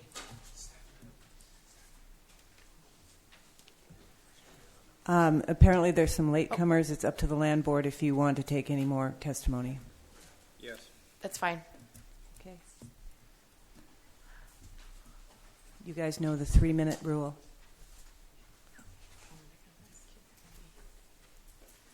Good morning and welcome. Hi, good morning. Thank you for having us. Sorry we're a little bit of an add-on here. Just to make it quick. Your name for the record, please. Oh, thank you. My name is Kelsey Revis, and I'm with Coast Range Forest Watch. And this is my son, Adam. And I just wanted to speak from a personal place, very respectfully. I know there's all this amazing professionalism and laws and government in it to help keep everyone safe and to do the best for the community. But ultimately, I feel sometimes we get so caught up in what's legal and what's illegal, and instead of just trying to believe in what's right and what's not right. And we all make mistakes, governments, people, individuals, even these types of situations, where there's obstacles. And I just feel like there has got to be another way to fund education for our children besides cutting down the last remaining bit of Oregon's forests. There just has to be another way. And ultimately, when the last of Oregon's forests are cut down, who will be to blame, and will it even matter? And I just really hope that you look into your hearts and really just try to find a solution where we don't have to cut down the forests for our children. And that's all I have to say. Thank you. Thank you. My turn? Yes. Hi, my name is Dan Prawl, and I'm representing Ghost Range Forest Watch. And a solution that came to my mind after the last board meeting was if you appraise the endangered species habitat as you did in the first sales at a 90% discount, that would greatly reduce its value, and you could transfer it within the state at a nominal cost. So if the appraisal goes as it did before, that would allow those lands to be transferred to some sort of conservation interest and still meet the state's fiduciary trust if those first land transfers were procedural and orderly. And because there hasn't been any legal resistance to those, I'm assuming they are legal. So why not appraise the endangered species habitat at an extreme discount and then set up an agency within the state that can create state wilderness areas? That would satisfy your fiduciary benefit.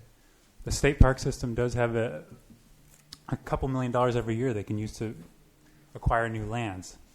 And I believe that would be a way to satisfy that sort of transfer. And I haven't heard much about that. There's other states like New York that has wilderness areas within the state government. And I hope that you can continue to look for creative systems to protect the Elliott, because if you wanted to design a land ecosystem that would help combat global warming, you literally could not design a better system than the Elliott. And given our situation on planet Earth right now with massive heat waves and ocean die-offs and catastrophic, destruction of aquifers, I think the state should find some leadership and find a way to keep that carbon sequestered and find a way to keep, the terrible Oregon Forest Practices Acts out of the Elliott. I mean, herbicide spraying is absolutely destroying our landscapes. The state conducts it in its own forestry, and it's absolutely terrible, and it's absolutely immoral. And if you wanted to make a lot of money in the Elliott, you could open up a whorehouse and a meth lab out there, but we don't because it defends our values.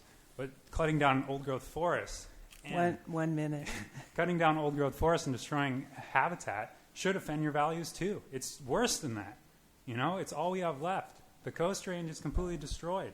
I just drove through the Elliott yesterday, so that's why I'm so emotional. And I saw the Weyerhaeuser tree farm, and, it's just, and this is my son, and he has family land right near the Elliott. And, you already sold the Benson property, which is the closest by, and, I just feel like money always wins. Can't we find a way to,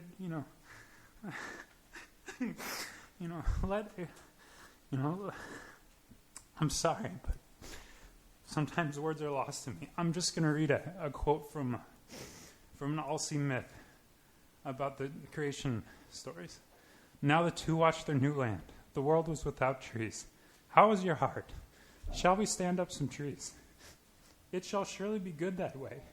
Now surely everywhere they stood up eagle's feathers. It grew the new land. Already high up it grew in the new land.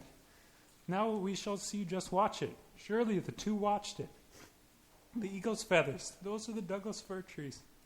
All things shall grow, and from there all other plant life grows. So please, find a creative way. If those first land transfers were legal, then do the same thing and transfer it to a wilderness area and protect what's left. Please, you haven't been challenged on those suits, so do the same thing and keep it in the state. I mean, it's simple to me. Please. And then find a creative way to manage the rest of the forest. There's other ways to do it other than clear cutting and spraying toxic chemicals all over the earth. Thank you very much. We appreciate you being here. Thank you. That's it. Thank you. All right, Director Abrams.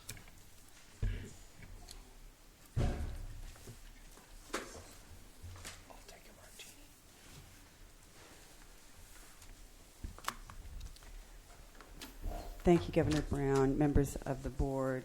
Again, for the record, my name is Mary Abrams. I have with me here at the table now Chris Matthews from the Department of Justice, and I've asked him to be present in case there are, as there already have been a few legal questions have been raised about the proposed protocol, and he is much better placed to be able to answer those. I'll note again that Chris was also, really part of the key component of putting together this protocol.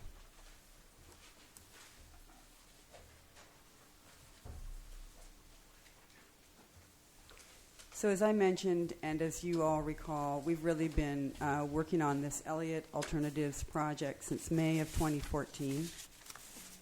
And it's really been an effort to chart a path forward for the Elliott. But I want to remind you that the need for this assessment does not date from 18 months ago.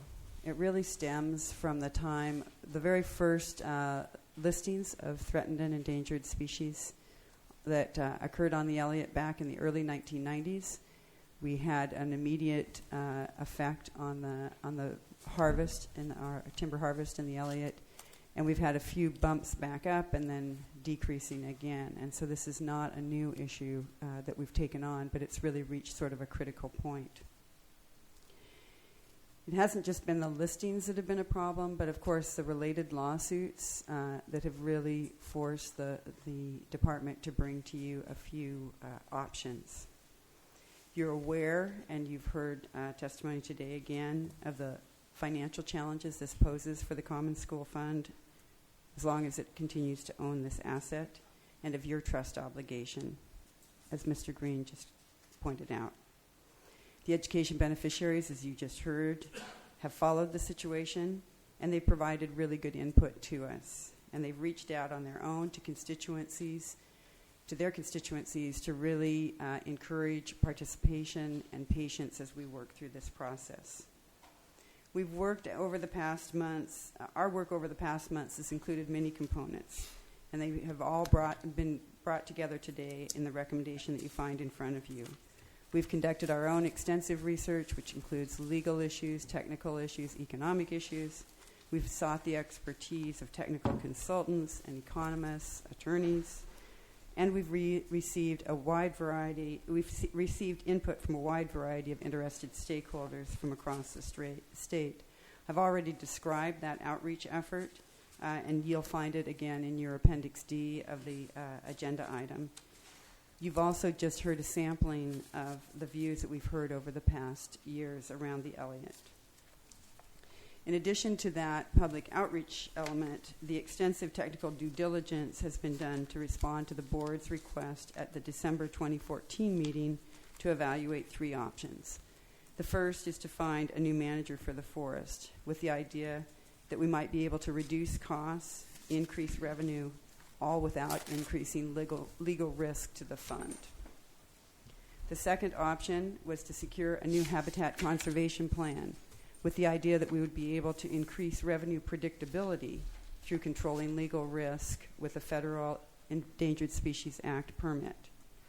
And the third option was transferring the ownership of the forest in a way that would provide full market value to the Common School Fund and at the same time protect a suite of enhanced public values currently provided by public ownership of the Elliott.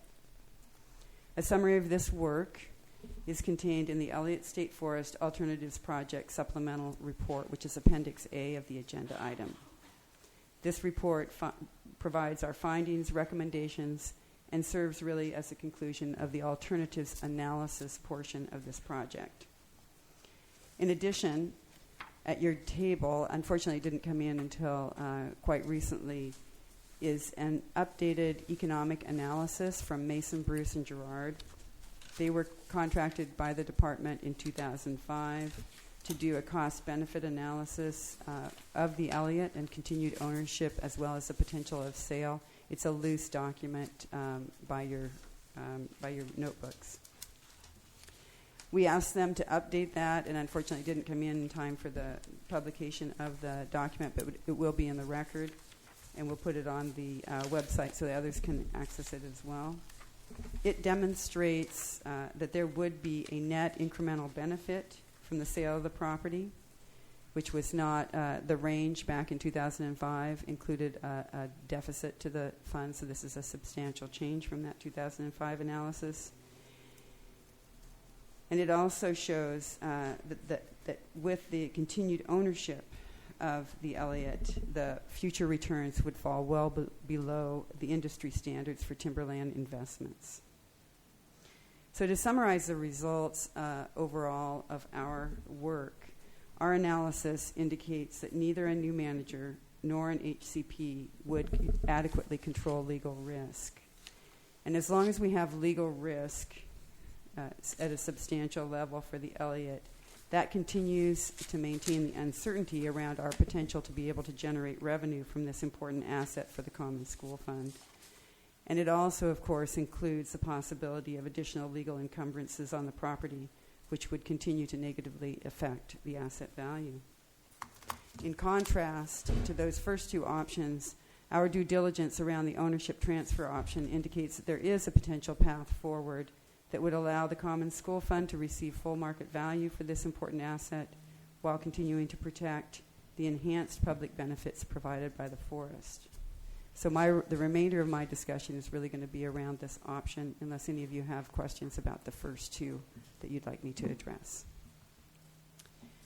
So just as an overview of the protocol, I'll call attention to the Exhibit 1 of the supplemental report in your notebooks. In the supplemental report, this is also provided as Appendix B in its entirety as well, just so for ease of reading and finding. In the supplemental report, the department outlines the ownership transfer protocol as the best option for the Elliott for the following reasons. The low returns from the Elliott in recent years that are projected to continue for the foreseeable future, combined with the decreases in asset value, make it appropriate for the board at this time to consider divesting of this asset.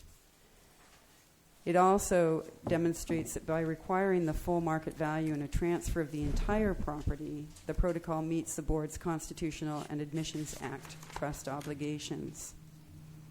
The additional trust requirement to address, without compromising that legal trust obligation, a number of resources provided by the Elliott allows the board to also comply with state law ORS 273-051 2B, which requires you to give due consideration to other resources.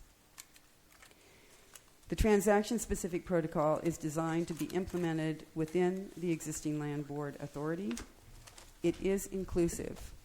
So all the people that we've heard speak today, this is a protocol that gives them an opportunity to come and work towards a solution. It provides a broad opportunity for all interested parties to work toward a balanced solution for the Elliott's future. They just have to step up and be willing to work together. There are examples, and you'll find some on page 18 of the supplemental report, of timber conservation and community interests coming together over similar sales. This is not a brand new concept. It has been successful in other places. Through explicitly providing extra time, if legislative or congressional funding is part of an acquisition plan, the protocol also allows for the possibility of retaining the Elliott State Forest in public ownership if funding is appropriated. And so there is an opportunity for something like the Trust Land Transfer Program to be included in an acquisition plan. And we've made additional time available for that. In summary, the protocol minimizes legal risk by both providing full fair market value to meet the trust obligations and also giving due consideration to other public benefits as required by statute. The protocol has a structure and a timeline for soliciting comprehensive ownership plans for implementing the ownership transfer option. And I'm going to talk a little bit about the details of those that's expected from those plans. And you've already heard a little bit from the speakers that spoke earlier.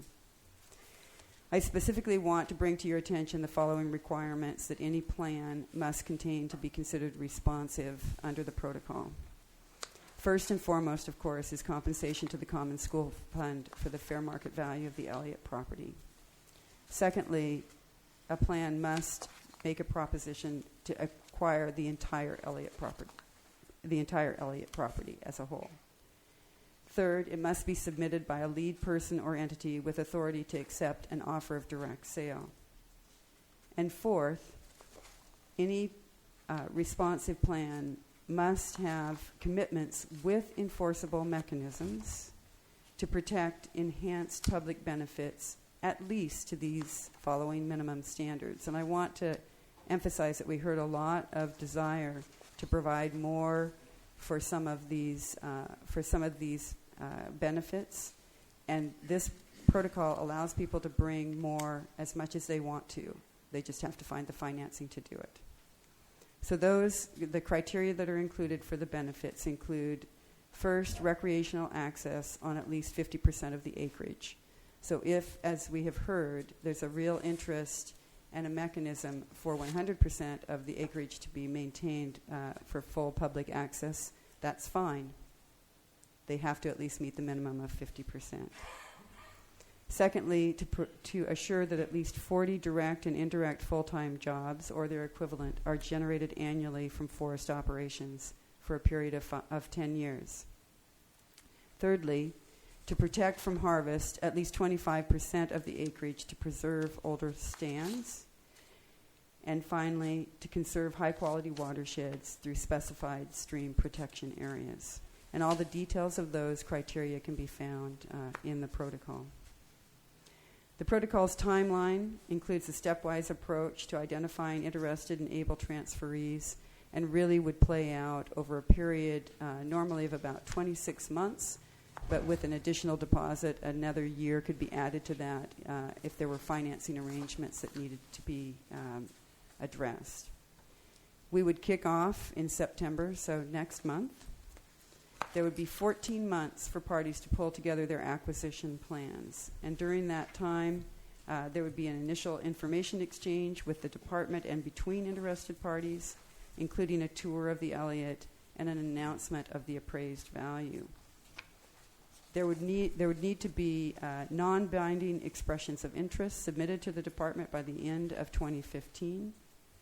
And the 14-month plan preparation time would culminate with an acquisition plan submittal by interested parties in November of 2016 with a deposit. Following review by the department, we would move to sign a purchase and sale agreement for a direct sale with the preferred transferee by early 2017. Earnest money would provide a year to finalize financing with a possible extension for another year if needed. And all of that would be modified by a further 6 months if there was a legislative or congressional funding component to the plan as proposed. The protocol also describes how fair market value will be determined, and that would be by an independent industry standard appraisal of the property. And we're not sort of just taking a standard appraisal approach. We're actually asking, we're going to be asking for 3 appraisals and then a review appraisal to make sure that we come up with a number that is truly defensible. The appraised value will represent constraints from existing applicable local, state, and federal laws, including the Endangered Species Act and certainly the cultural resources protections that are required under current laws. The appraised value will not include and will not be reduced to compensate for the enhanced public benefits. That's the number that will represent the full market value under the protocol. We realize the timeline is aggressive, but we are in fact optimistic that qualified parties will come together prepared to work to keep the Common School Fund whole and also preserve benefits provided by the Elliott State Forest to Oregonians. So I'm going to spend some time now walking through some detailed pieces of the protocol just so that it's entered into the record. If at any point, since it's a little bit legalistic, there's a question about what I'm trying to say, please feel free to stop me and ask questions. Are there any questions up until this point? Okay. Based on our work since May of 2014 and on the feedback we've received from you and the public during this time, the department recommends the State Land Board find the following. We recommend that you find that neither the new manager nor the HCP are viable options at this time. We recommend that you find that transferring the ownership is an appropriate option to meet the board's trust obligations.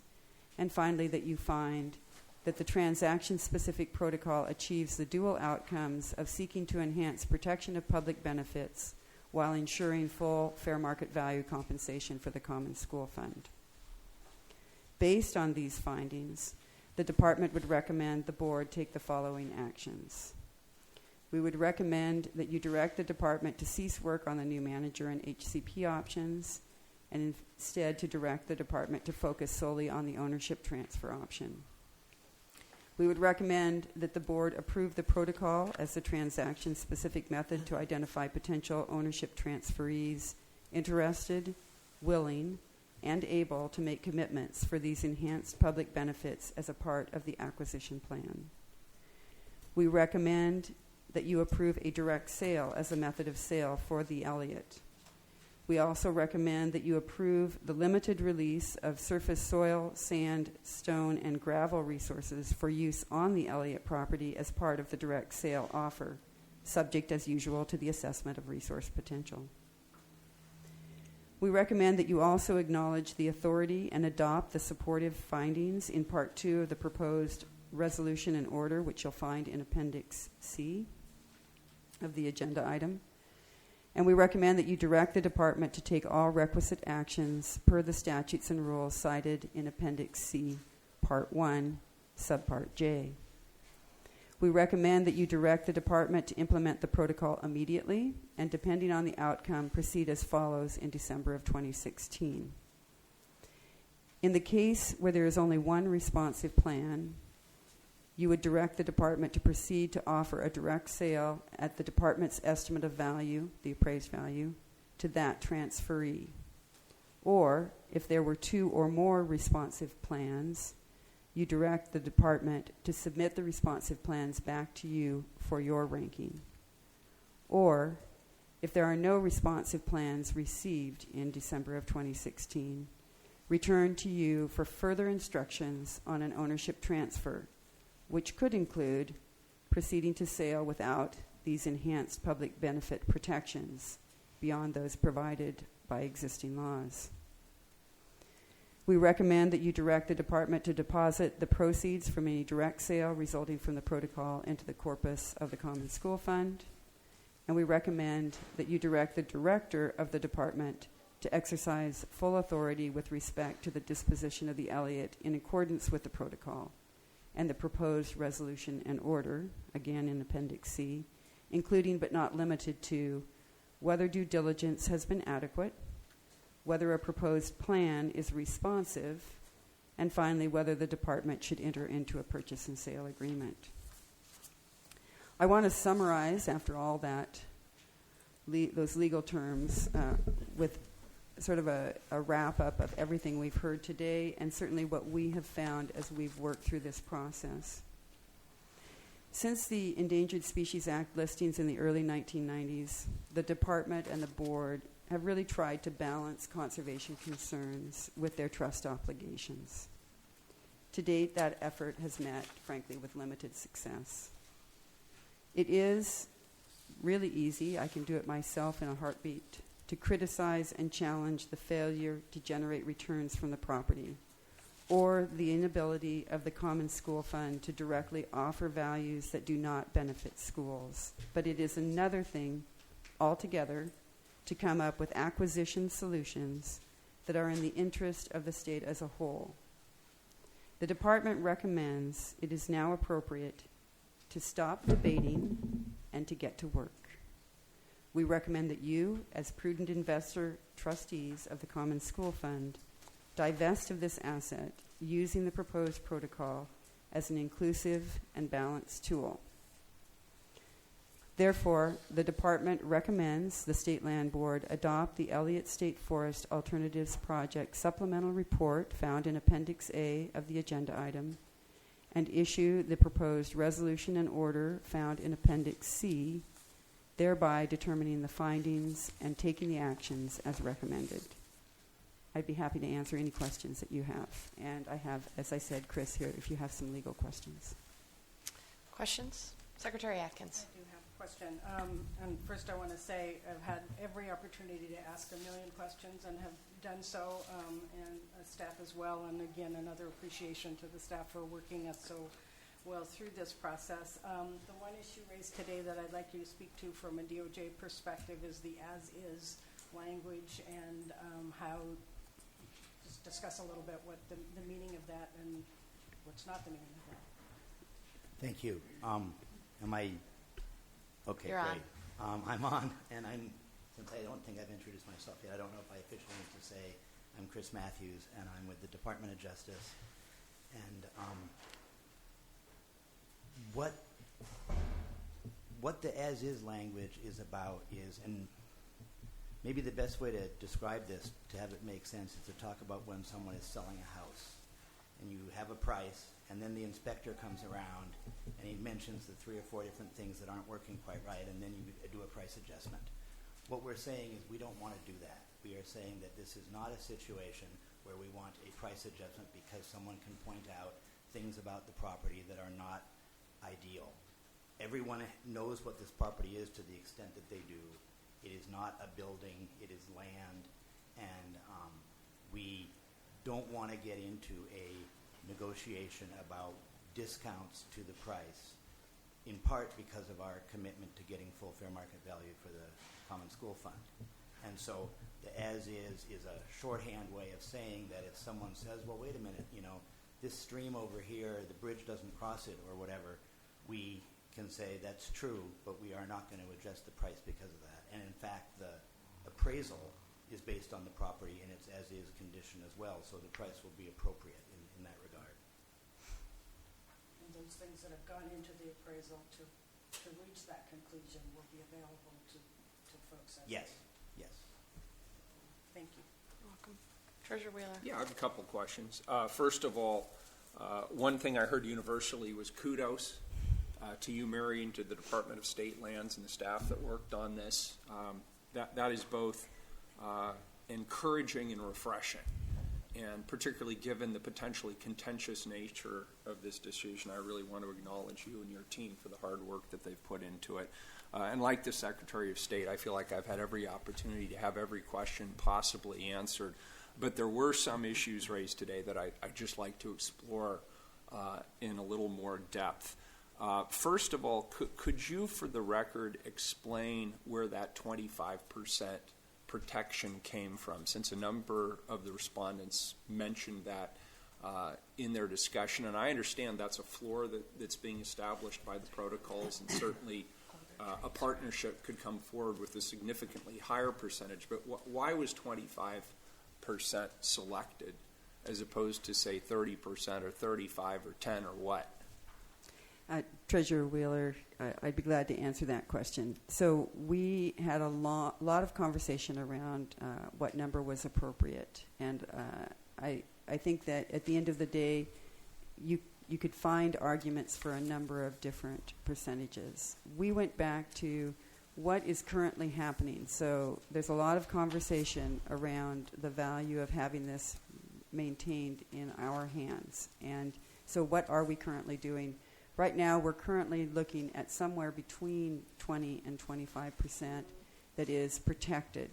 And so if that sounds like a good number to people, then we thought we might as well start there as the floor. And that was why we selected the 25%. Follow-up, Governor, to that question, Go ahead. and I have a couple more if that's okay. The Elliott State Forest Management Plan, where did it put the protection level?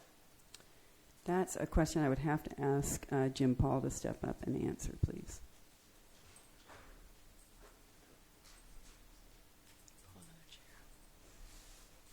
Good morning, Governor, members of the board. I'm Jim Paul, the Department of State Lands. Can you speak really close? Am I speaking close enough to the mic? Treasurer Wheeler, you're speaking of the most recent plan that was adopted that's in place right now. Well, it was adopted plan, and then not and it's implemented. Technically in place, however, yeah, Correct. I understand what's happening with it. That plan, of course, begins at the 20-25% range Director Abrams spoke of. In the development of that plan, there was some modeling done that projected what would the protection be over time, and looked out 30 years, and it actually projected a minimum of about a third of the property that would not be manageable, and actually over the course of 30 years, the level of older forest structure to grow from about 46% to 50%. Thank you. I appreciate it. Thanks, Jim. Public access, I guess I'd ask a similar question. A lot of people testified today and previously about you might as well just stay camped out. What is the current status of public access in the Elliott State Forest? Treasurer Wheeler, the current access, even though many states around the western states do not provide public access onto their constitutional lands, we in Oregon have always historically provided public access, and we still have public access available. The road system that provides that access is really developed for the timber management that we've done, and so it hasn't really been set up, but people do access the lands and use them for hunting, fishing, hiking, and other pursuits. So what is the thinking in the protocols with regard to setting that level at 50%? Again, it was intended to be a minimum of, and anyone who wants to propose 100% is welcome to do so. Okay, thank you.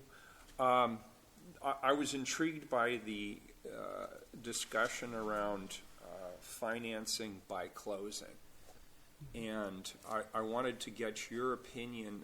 I did not sense in our discussions that financing by closing precludes a long-term funding strategy. Could you talk a little bit about that? I would be happy to, Treasurer.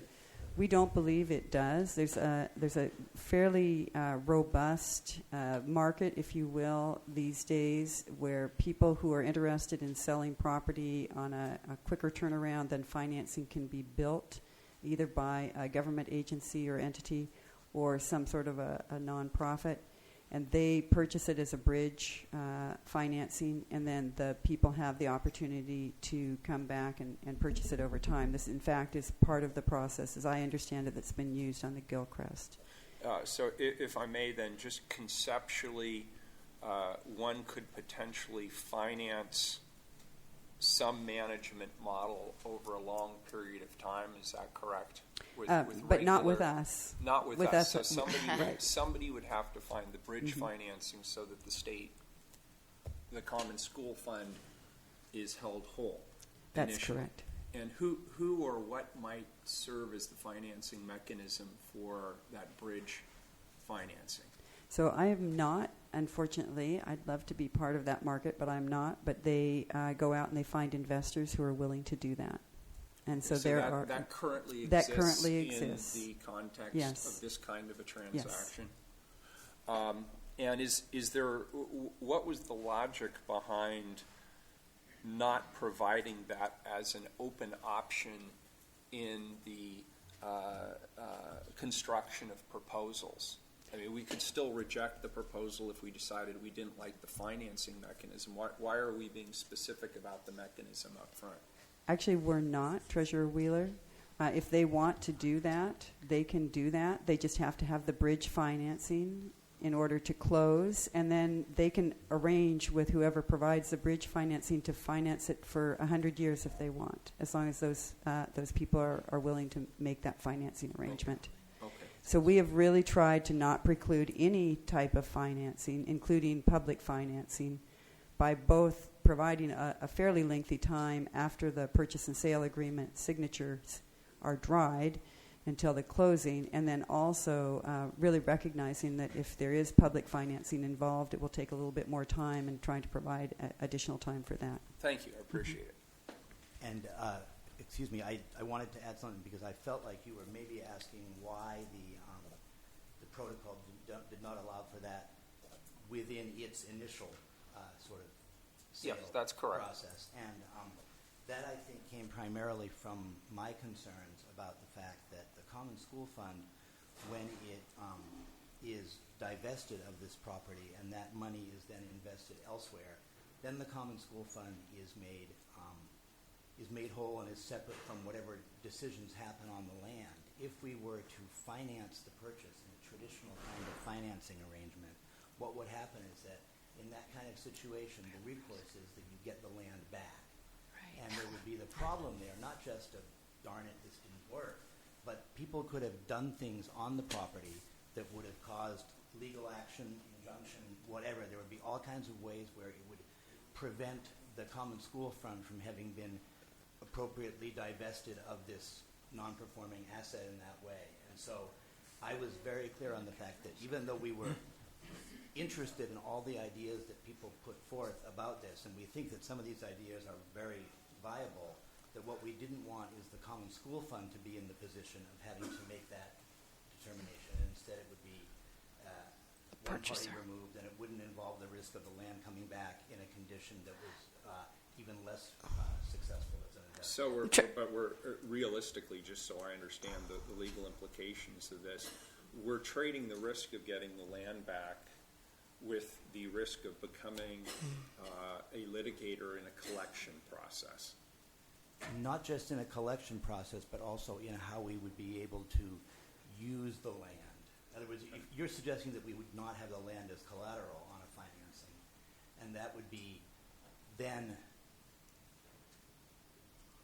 yes, that could be a collection issue, but typically the way that the risk of the financing of a purchase of property is done is that the collateral that you have for the financing is the land itself. And so if someone was to say, sure, we will give the state $1 billion to make sure that we cover all these obligations, why wouldn't they just pay us cash up front?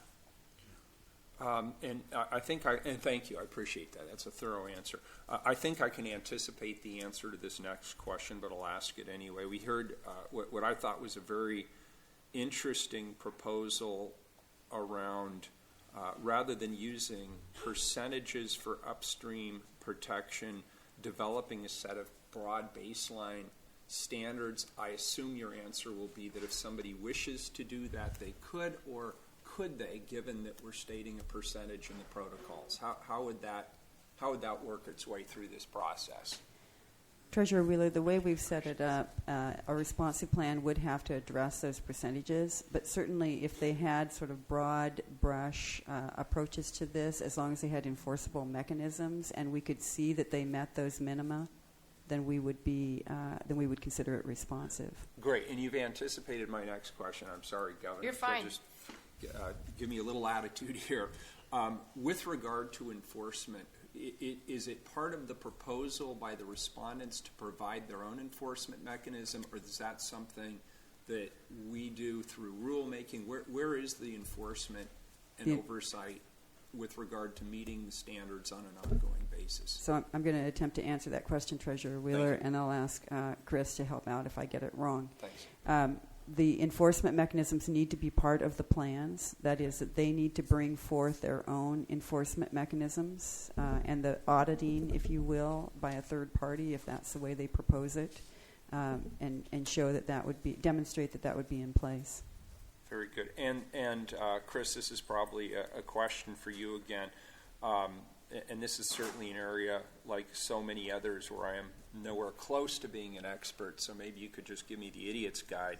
With regard to the tribal right to consult on public lands, will they lose that right with a different arrangement, or what is the expectation there? Richard, it looks like you might have a better answer than I on that. So, if I could, for the record, Richard Whitman, Governor Brown's Natural Resource Policy Advisor. Treasurer Wheeler, it depends, of course, on who is going to participate in a particular proposal. If there is a federal agency that participates, there is a federal trust obligation to confer on a government-to-government basis with federally recognized tribes. If there is a state entity involved, there's a similar requirement under state law.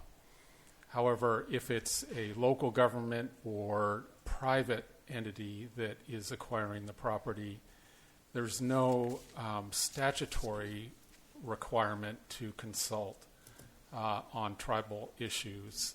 So it would have to be a matter of agreement between that private purchaser and the state for that to occur. All right, thank you. Just a follow-up on that question from Treasurer Wheeler. That's even if it's a partial ownership. For example, if the purchaser were split between a federal government and, let's just say, private entities, there would still be a requirement to consult. Governor Brown, it's going to, again, depend on how the purchase is structured. If the federal government has, this is going to sound a little legalistic, but an undivided interest in the entire property, in other words, it owns 25% of all the geography, then yes, there would have to be consultation on everything. On the other hand, if it's divided vertically, so that the federal government owns 1/4 of the entire land area, the consultation requirement would only apply to that 1/4. So again, it's going to depend on the nature of the proposal. Thank you. Helps. Thank you, Richard, for helping us out. I actually have a couple of questions as well. Thank you. Again, excellent work. I don't know where Stephanie went. Cummings, thank you. John Potter, you guys did great work. Folks at the agency, really, really excellent work. Thank you. So I have a couple of questions. One of the folks testified about a slow decoupling approach, and Mary, would love to have you respond to why that opportunity isn't provided under the proposed order and protocol. So there's a there's a couple of reasons, and probably the primary one is the interest that's already been expressed that we believe is paramount for the land board in having a resolution for the entire property. The funding over sort of in slow motion, if you will, poses a problem as well, because when we sell it all in one unit and we get a full fair market value, that's one price. If we finance that in some way by holding on to it, one, we continue to lose money on what we have, and two, we start to need to add interest, if you will, to the price, and the price rapidly becomes a lot more than it would be with the appraised value. And I don't know if Chris wants to add anything to that response or not. No, I mean, I think that's right, and I guess just also that fear that if it was slow and then it was only partially decoupled, it would not end up providing the real result for the Common School Fund. And the way I understood the one proposal today for a slower decoupling, if you will, Governor, was dependent on legislative action. And I think everyone in this room is well aware that that's a hard thing to predict. And so to make a plan that depends solely on the legislature appropriating funds routinely over a series of biennia, I think is a risky proposition, which again, coming back to your trust obligation, you have to consider that as a part of any proposed acquisition. Thank you. One of the pieces that we have talked about over the last couple of years is the economic importance of the maintaining the milling infrastructure in this community. And so one of my questions is, and I believe folks raised this in the process, is why not include a prohibition on having logs from the Elliott be milled overseas? I'm going to ask Chris to answer that question. No, it's a very good question, and I guess, frankly, we would love to include that prohibition, but we are constrained from doing so by a body of federal constitutional law around the Commerce Clause, which essentially frowns on protectionist action by states. And so we have looked carefully at that, and while we very much hope that every proposal that comes forward will include something like this, it is not something that we can mandate without risk of legal risk. Thank you. If I may, Sure. Governor, just to add to that. So we propose in the protocol, and I've discussed with you today, 4, if you will, surrogates for the overall benefits that are provided by the Elliott. The ban on log exports is one that is currently there. As Chris indicates, it's hard for us to include that in a requirement, but any plan that is brought forward certainly could propose that, and the board could certainly decide that that was a better plan, if you will, than some other competing plan, because it provided for a ban export, because it's those people that would be proposing it, not the board, that would be requiring it. Thank you. A number of folks mentioned the trust lands transfer proposal that the legislature did not move forward on this last legislative session. Assuming we were to move forward with this order and protocol and adopt these recommendations today, and at the same token, the legislature decided in 2016 that they could figure out a way to do the trust lands transfer and had the resources to figure out how to make that happen. Is there anything to prevent us from moving forward on an alternative trust lands proposal if the legislature were to move forward on something in 2016? There's absolutely nothing that would prevent us from doing that. It would just be submitted as one of the acquisition plans at the end of 2016, and we would consider it along with all the other acquisition plans. So as long as it was responsive to the protocol as laid out, then we would be fine with considering it. Thank you. And then one last question. Go ahead. I'm sorry. One more thing about that trust land transfer piece, because I think that it is something that sounds really wonderful to people because it has been successfully done somewhere else. But the concept is not a magic pill. It is the funding of it that makes it work. And so, if that trust land transfer plan could make the Common School Fund whole, it would absolutely work. If it did not include that element, it would not be a responsive plan. Thank you. Last question, and one of the participants raised this morning, it would be great for the department to bring us all together and hold a meeting and figure out how we could come up with a creative, innovative idea to do a collaborative purchase of the Elliott. Can you share with us a little bit about your thinking about why the department chose to take this route, essentially push the work down? Governor Brown, I'd be happy to do that. So first I'll remind everyone that we had not a dissimilar conversation in December of 2014. And we all sat around this room and talked pretty strongly about how nice it would be to decouple the Elliott, the school funding from the timber harvest. And you asked us to go out and get more information about all three options, but included in that was the ownership transfer with the protection. We anticipated at that time that we would hear from people who were interested in that kind of an approach. We heard nothing.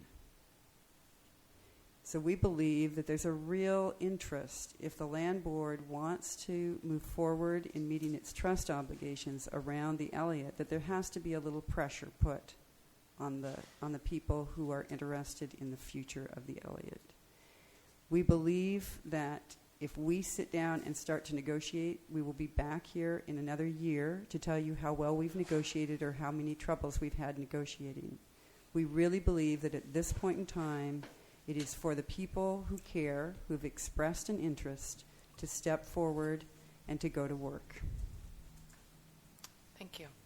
Other questions, comments? Treasurer Wheeler. Just one more question, if I might. And this gets into the theoretical, and I apologize. But one question that was asked of me that I was asked to ask is regarding valuation of the asset, because obviously we want to determine the base value of the asset.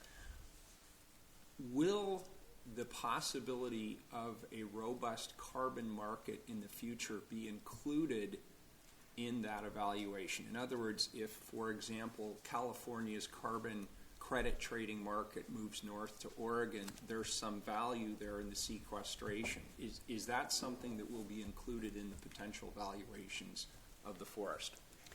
Treasurer Wheeler, what we're asking the people who, first of all, there's an inventory that has to be done in any kind of an evaluation of a timber property like this, and so we're having that done. The appraisals, we will give them instructions, the three appraisers, to consider various components, but we are looking to have this appraisal be an industry standard appraisal. So to the extent that an industry standard appraisal would consider some potential future possible improvement in the carbon markets, it will be included in the appraisal. Thank you. I think I understand that answer. So I just want to state for the record, I'd like to see that included as part of the appraisal. Thank you. Okay. Other questions or comments? I have a comment, Governor. Secretary of State. I didn't know if you wanted a motion before discussion or if you want discussion. Go ahead. At this point. I'm open to whichever. I'm happy to open with the motion, moving the State Land Board adopt the Elliott State Forest Alternatives Project supplemental report in Appendix A of the agenda item and issue the proposed resolution and order as presented in Appendix C. I would like to speak to the motion if I could. Please. A couple of things. Mary, I think, did a good job kind of drawing the timeline back to the 1990s. As one of the assets maybe of being one of the newer members of the land board, maybe a little fresher in front of me, the sort of whole history of the Common School Fund, or what used to be called the Irreducible Common School Fund, that was reduced fairly substantially, probably down to about a third of what it was over the century that it had, partly due to some bad behavior by folks here and elsewhere, but partly because other values overwhelmed the need to provide support to schools. They were important values, keeping the settlers in their places so the state could be developed, and a number of other things. So I think we do have to think of this as a very long historical trend, and express my own belief that at this point the school fund needs our primary attention. It leads me to kind of another point Mary indicated that, one of the reasons for moving now is in order and putting this process out for others to bring forward proposals is to sort of incentivize action on that part. And I'm sensitive to the issue that was raised by one of the witnesses about we get so stuck in our legal boxes that we don't seem to be able to move beyond those and come to some kind of conclusion. It may seem bureaucratic in some ways, but it's an important constitutional principle. I think that the land board itself is not a neutral party in what should happen with the Elliott Forest. They have a specific point of view, and for us to be leading the negotiation is really not appropriate. That we're going to, and in some ways that may send your mind towards, and many of you are already thinking of it. I would encourage that thought. We're kind of throwing it in part back into the lap of the legislature itself as well, and our congressional delegation to take some ownership here for the overall values that they can balance where we have our constitutional obligation, trust obligation that we have to meet. So I would say to folks who are concerned, and I'm glad we got all the answers we did. Thank you all for asking better questions than I did. But there's no reason to give up that we can't do better. But I think we've got an appropriate vehicle to get that process started. And it's 90 of them and only 3 of us, so it might seem harder to talk to them. So I think that's the next place to take up these discussions. Thank you, Secretary Atkins. Excellent comments. Treasurer Wheeler. So I will second the Secretary of State's motion. And just briefly, I'll say this. I've been very impressed with the quantity and the quality of the testimony we've taken on this from the beginning of the process. And I want to be clear, I've heard serious concerns expressed by a variety of parties about the potential direction in the future. It's outweighed only by what I hear is an ironclad consensus that the status quo isn't working. It's not serving anybody's interests particularly well, and therefore, while I'm not hearing necessarily agreement on the path ahead, I am hearing agreement that we need to do something different and something better than the model that we've had in place in the state now for over 150 years. I just also want to revisit the historical record. I was a very strong proponent of the Elliott State Forest Management Plan. And the reason I was a proponent of it was because it was a compromise. I didn't see anybody popping any champagne bottle corks when that was passed because everybody compromised at some level. And in that regard, it moved the ball well ahead of where we find ourselves here today. And so I want to come back to the most provocative question I heard asked today, which was the gentleman who said, is everything always about money? And I had to think about that for a second, and what I've decided is no, this isn't just about our fiduciary obligations and our trust obligations as members of the State Land Board. This is also about us. And what I liked about the Elliott State Forest Management Plan was it was Oregonians coming together to find an Oregon compromise to move the ball forward on a very contentious and thorny issue. And so we're back to that point, and we're establishing these standards. I'm going to support them. We're establishing a protocol. I'm going to support it. And we're really putting this out to you now as citizens of this state. Can you work together?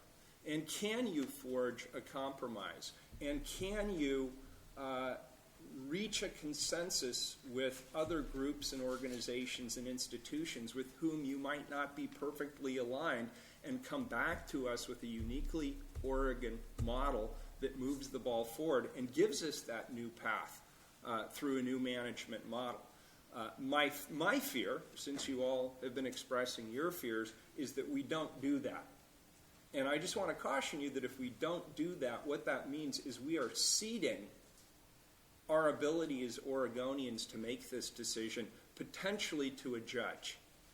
And I hope we don't go down that path. So I will, Governor, support this proposal, and I want to thank the Department of State Lands and everybody who's been very passionate and committed to this process, regardless of what your view of it is. All right. Thank you very much. Any other comments? Any other questions? Director Abrams, anything else? I would just add, I'm afraid to a little bit, but I will anyway. I'll point out that the 2012 Forest Management Plan, while it may have been a compromise, apparently didn't please everyone enough because we were sued about it. If anybody thinks they're going to be perfectly pleased by the outcome in this process, you are probably very much mistaken. I agree. All right. We have a motion on the table. Anybody wishing to express opposition to that motion? Hearing and seeing none, it is so ordered. We have adopted the recommendation and protocol. So thank you, Director Abrams. You all did a magnificent job shepherding this through the process, and there's still a lot more work to be done. So. Thank you, Governor Brown. If I may, there is one last comment now that it's been adopted that I'd like to announce before everybody decides to start talking and leave. Please do. And that is that, as we've talked about, this timeline is aggressive, and so we are not hesitating. We are moving ahead. And I did mention the kickoff meeting when I gave the overview of the protocol. And I want to let everyone know that that will happen on the 17th of September at 10 in the morning in the Veterans Building Auditorium across the street. And so I invite everyone who's interested to please come and attend. Thank you very much. All right. If there is no more business to come before the August 13th, 2015 State Land Board meeting, then we are adjourned. Thank you. All right. Now let's see what Well done. See what happens.